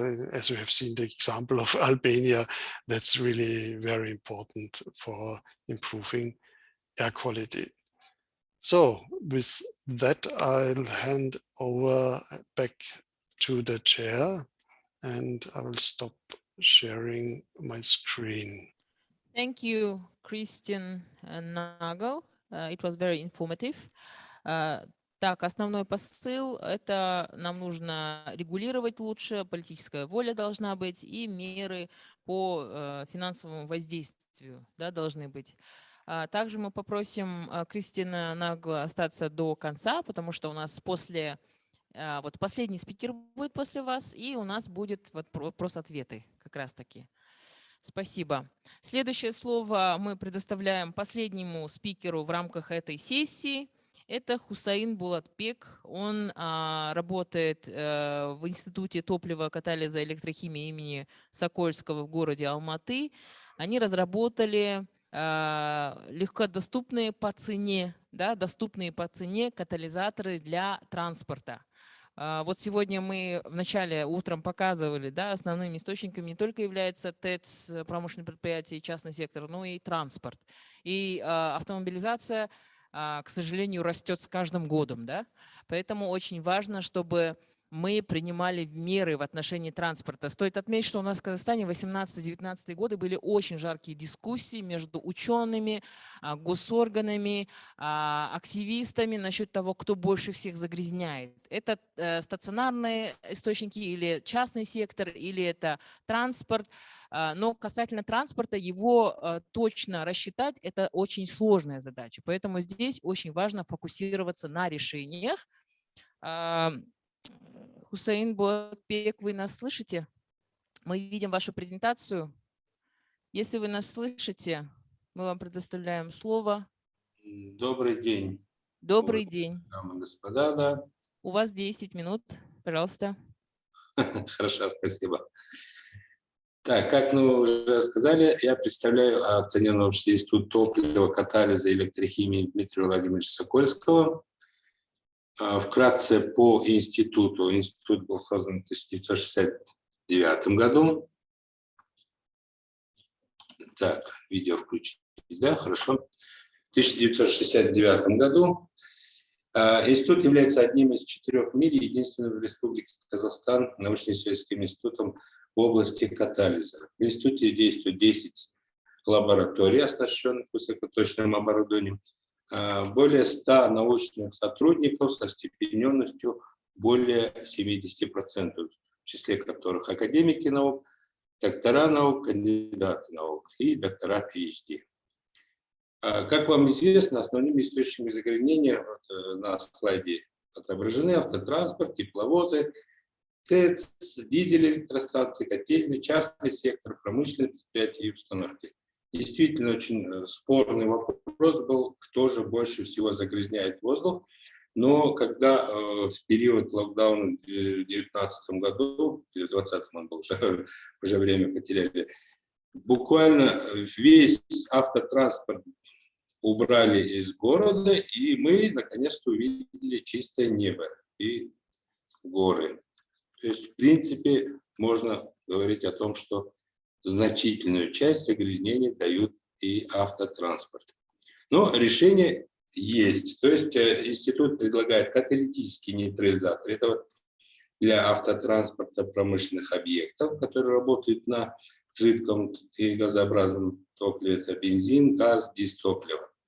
Ну и комплексные очистные сооружения. Это уже для ТЭЦ и тех, кто работает на угле, мазуте и так далее. Но сегодня мы остановимся на производстве каталитических нейтрализаторов. При институте создан цех, который выпускает каталитические нейтрализаторы. На сегодняшний день у него мощность небольшая, 5000 единиц, но производство очень легко масштабируемое. То есть при поступлении большого объема заказов мы можем его тиражировать. Вот. Катализаторы, производимые на производственном платформе института, делаются на металлической основе, у которых есть свои преимущества. Он легко нагревается и входит в рабочее состояние. Катализаторы успешно устанавливаются на производственных объектах, на автотранспорте.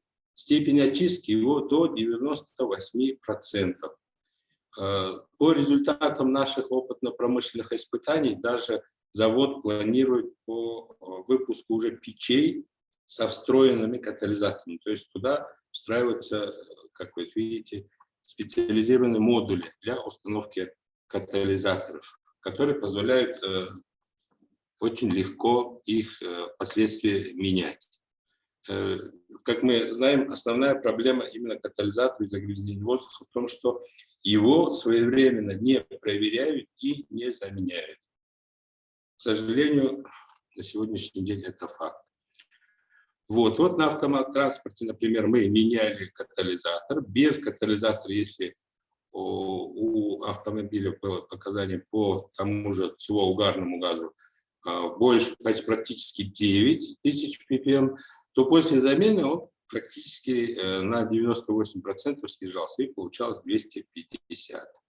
По стоимости можно сказать, что наши катализаторы, они в 4 раза дешевле, чем от производителя. Есть аналоги, конечно, соседних государств, но они все равно дороже обходятся, чем наши.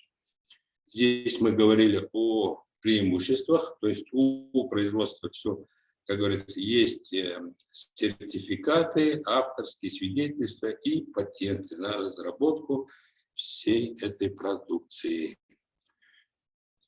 Ну, все, максимально кратко постарался и выполнил. Спасибо. Готов отвечать на вопросы. Спасибо, уважаемый Хусейн Булатбек. Мы надеемся, что наши участники также расскажут про эти разработки лицам, которые принимают решения в своих странах, да, чтобы автомобили, которые ездят на дорогах, были оснащены катализаторами. Вообще в странах Европы на самом деле, вот, например, если взять опять-таки Швецию, да, у них это, например, привычка у автомобилистов каждые 2-3 года менять катализаторы. Но у нас, к сожалению, пока такой инфраструктуры нет. Это, можно сказать, начало, да, то, что разработали на базе института катализа. Поэтому спасибо вам за работу. И сейчас мы переходим тогда на вопрос-ответы. Да? Есть ли среди участников вопросы к нашим сегодняшним спикерам? Пожалуйста, подайте, пожалуйста, микрофон, да, если у нас есть второй микрофон. У нас вопрос из зала.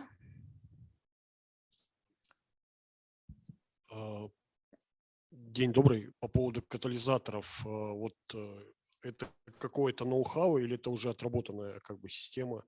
И вы ставите их на новые автомобили или вы в том числе можете, ну, как бы ставить их на бывшем, ну, на автомобиле в бывшем употреблении, потому что не секрет, что по, например, по статистике по улицам города Бишкека, ну, вообще Кыргызстана, 96% ездит это автопомойка всего, ну, нашего мира, то есть это и с этой автопомойки еще снимают катализаторы, продают, и вот сколько примерно стоимость вашего катализатора, можно ли ставить их на бэушные автомобили, и, ну, как бы, насколько они рентабельны? Спасибо.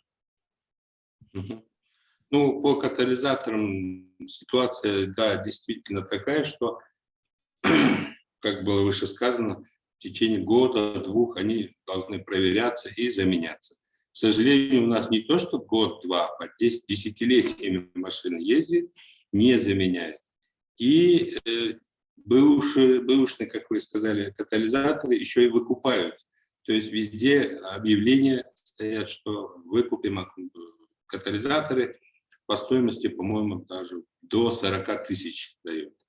Наш катализатор вот на 3-литровый, как я показывал, примерно стоит 150 тысяч тенге. Мы готовы заменять. Во-первых, первый вопрос был насчет новых. Новые сейчас ведутся переговоры, то есть с тем, чтобы автомобили казахстанского производства могли устанавливать уже, как говорится, отечественный продукт на свою продукцию. Ну, новые машины на сегодняшний день как бы приходят с катализаторами, все нормально, но через год-два мы готовы их заменять. И когда будет идти замена, мы будем уже их, естественно, заменять дешевле, чем от производителя, как минимум дешевле на транспортные расходы. Во-первых. И, во-вторых, при последующих заменах мы можем уже учитывать то, что мы ранее установлены, будем забирать на утилизацию. И на эту сумму можем удешевлять продукцию. Так что мы и на старые машины тоже готовы устанавливать и будем устанавливать. Спасибо. Надеюсь, ответили на вопрос. Да, у Насибы есть вопрос, либо предложение. Вопрос, предложение. Ага, пожалуйста. Да, у меня вопрос тоже насчет катализаторов. Там прозвучала фраза того, что во время карантина воздух стал чистым. На основании чего такие утверждения? Каких-то определенных исследований или того, что вы вдруг увидели во время пандемии? Нет, это чисто было визуально. То есть и в городе, когда выходишь в город, а иногда мы за продуктами выходили, дышать было значительно легче. И просто на горы, когда смотрели, возможно, в эти дни был ветер не в том направлении или что. Ну, в принципе, не я один, по-моему, это говорю. И даже слышал там репортажи, что люди Тибет увидели. В Тибете горы увидели. И дельфинов увидели, да, и дельфинов на Сайране. Ну, я думаю, вы же тоже ученые, вам нужно опираться на научные данные. Даже Министерство экологии подтвердило, что воздух не был безопасным во время пандемии. Я понимаю ваш интерес сказать, что автомобили являются главным источником загрязнения воздуха. Но я думаю, все-таки нужно опираться на научные данные, которые есть. И нашу статью вы не могли никак не пропустить, она топ-1 по цитируемости. Я могу поделиться и на русском, и на английском языке. И, пожалуйста, будьте корректны, когда говорите. Потому что вот эти разговоры, что воздух стал удивительно чистый, потому что его стало видно, это неправильно. Он не был безопасным. Чучело, и ждали тут сколько. У кого-то звук включен, да? Да, надеюсь, это была рекомендация больше. Да, спасибо. Насиба, спасибо. Но на самом деле тема пандемии, как пандемия повлияла на качество воздуха, тоже такое же обсуждение, как кто больше загрязняет, да? Поэтому в этом направлении, конечно, нужно говорить о видах загрязняющих веществ, да, а не в целом о загрязнении воздуха. Спасибо. У меня вот вопрос к Кристиану Наглу, да, из Агентства по охране окружающей среды Австрии.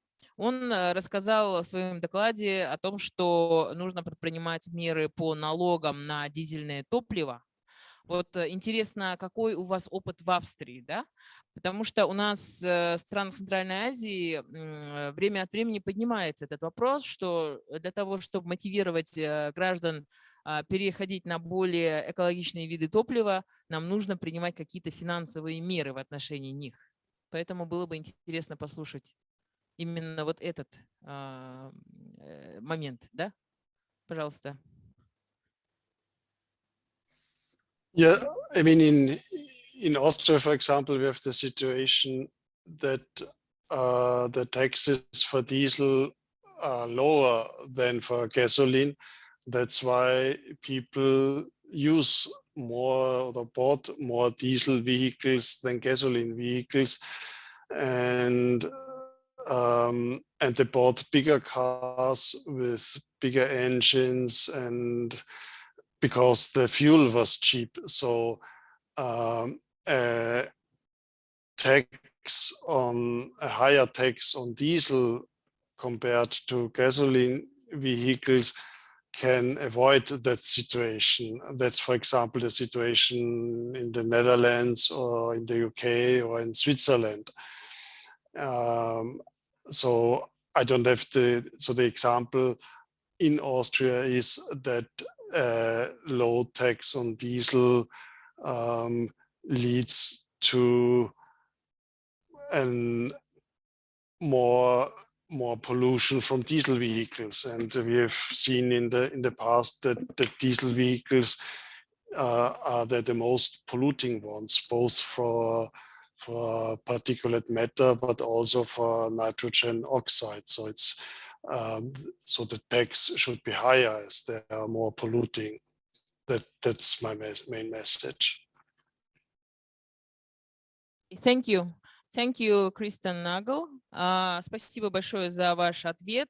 На самом деле государственные органы, лица, принимающие решения, могут воздействовать, могут повлиять на решение проблемы значительно. Да? Здесь очень важно, чтобы была политическая воля, чтобы на государственном уровне были регуляторные меры, которые так или иначе мотивируют граждан прибегать к тем решениям, которые являются экологичными. Вопросы в чате.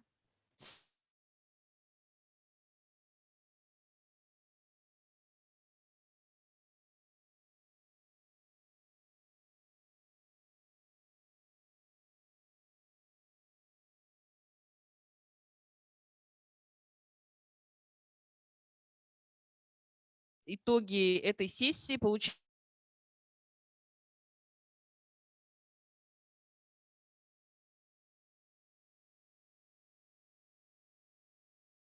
группы населения, которые не могут за свои средства переходить на экологичные виды топлива, да, как вот показал опыт Сербии. Второе, то, что у нас энергоэффективность зданий нужно повышать, то есть нужно проводить энергоаудиты и далее уже инсуляцию проводить.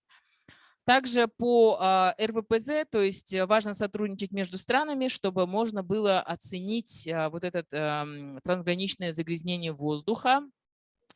Также вот опыт, то есть Брэндон Дюпре показывал опыт в Алмате, когда они собирали данные от датчиков и могли это показать общую картину.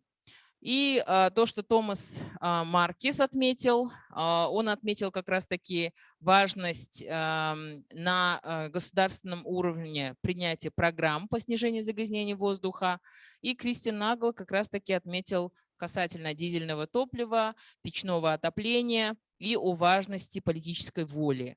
И Хусайн Булатбек у нас представил свое решение для сокращения выбросов от автотранспорта. Я надеюсь, что сегодняшняя наша конференция была очень продуктивной, и на этом я предоставляю слово Ажар. Пожалуйста, Ажар.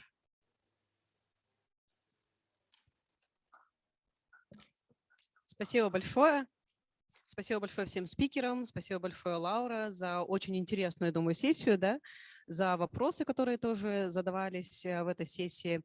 Позвольте сделать небольшое заключение сегодняшнего дня. Да, я думаю, что это был максимально эффективный и по контенту, и по презентациям день. Да, поздравляю вас с окончанием первого дня. Я думаю, что каждый из вас, как офлайн участников, так и онлайн, почерпнул для себя максимум информации.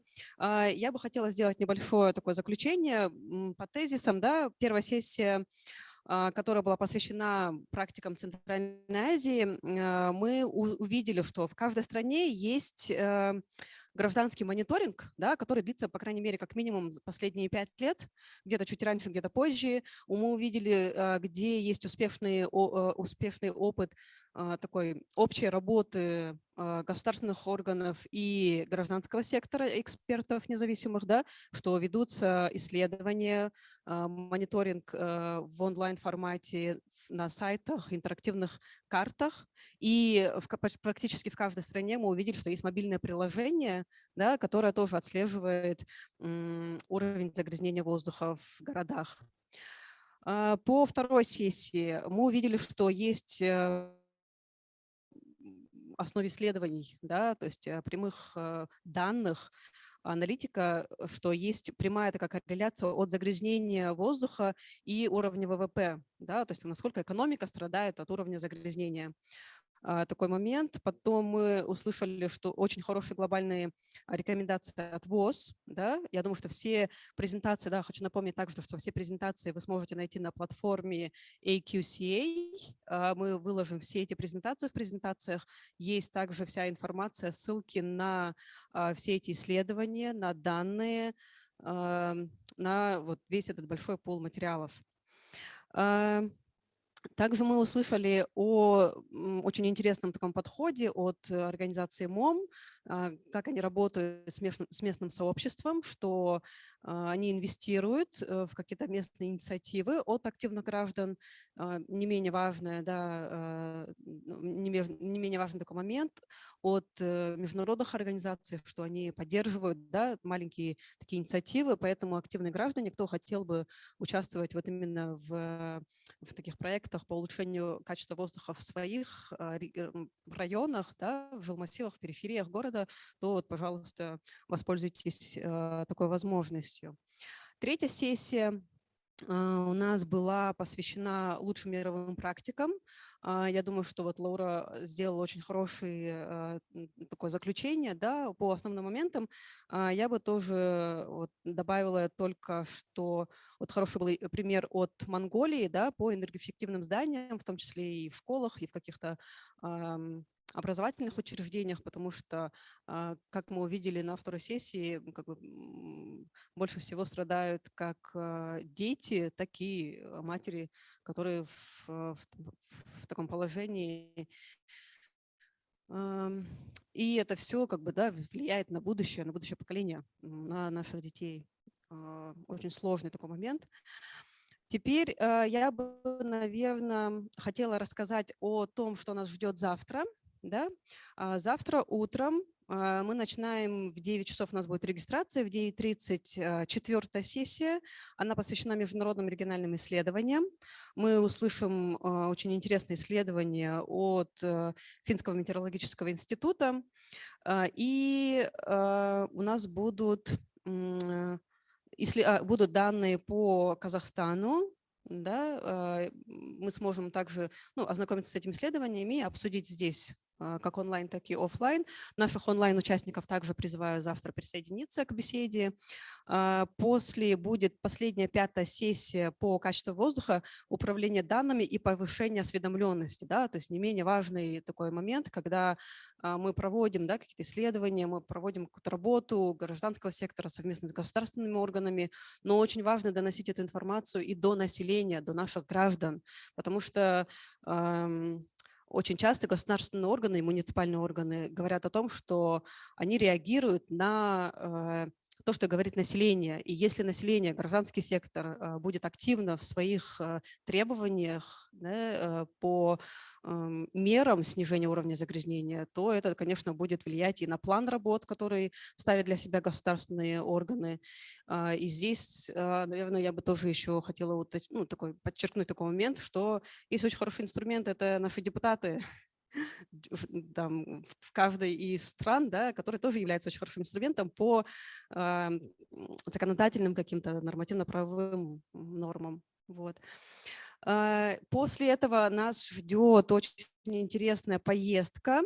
Нет, еще, простите, не могу не сказать о платформе, да, о платформе по разработке плана действий на ближайший год. Очень важный такой момент. Мы разделимся по группам и поработаем над такими стратегическими планами на этот год по очень таким практическим примерам, которые можно будет реализовать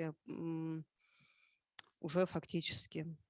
И после этого у нас будет медиатур в общественное пространство «Алтын-Казык». Мы увидим на примере, как живет местное сообщество. Будет презентация энергоэффективного здания.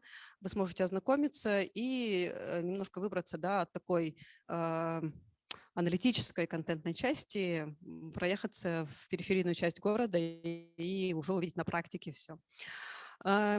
Спасибо большое. Да, спасибо большое всем участникам офлайн и онлайн. Сейчас нас ждет небольшой фуршет, и в 18:30 у нас будет показ фильма «Бишкек смог». Онлайн-участники тоже смогут увидеть этот фильм. И также это такая возможность нетворкинга, да, что каждый участник может поговорить со спикером в такой более неформальной обстановке. Встречаемся завтра в 9:30. Спасибо большое.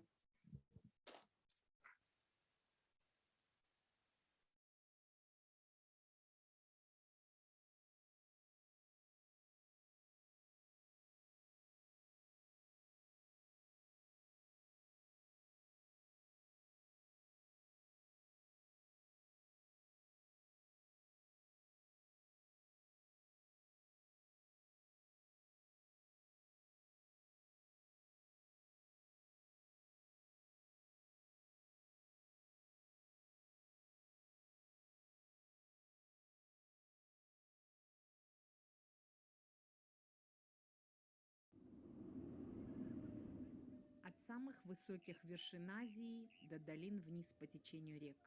Как люди и дикая природа справляются с изменением климата.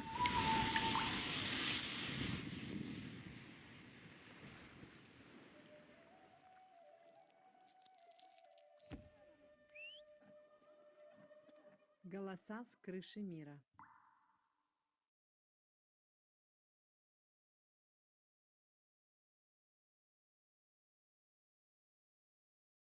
Востоке Советской Средней Азии. Немногие в мире слышали о маленькой стране в Средней Азии, которая стала независимой 30 лет назад. Один из самых зеленых городов СССР – Фрунзе. Так обычно позиционировалась Киргизская ССР.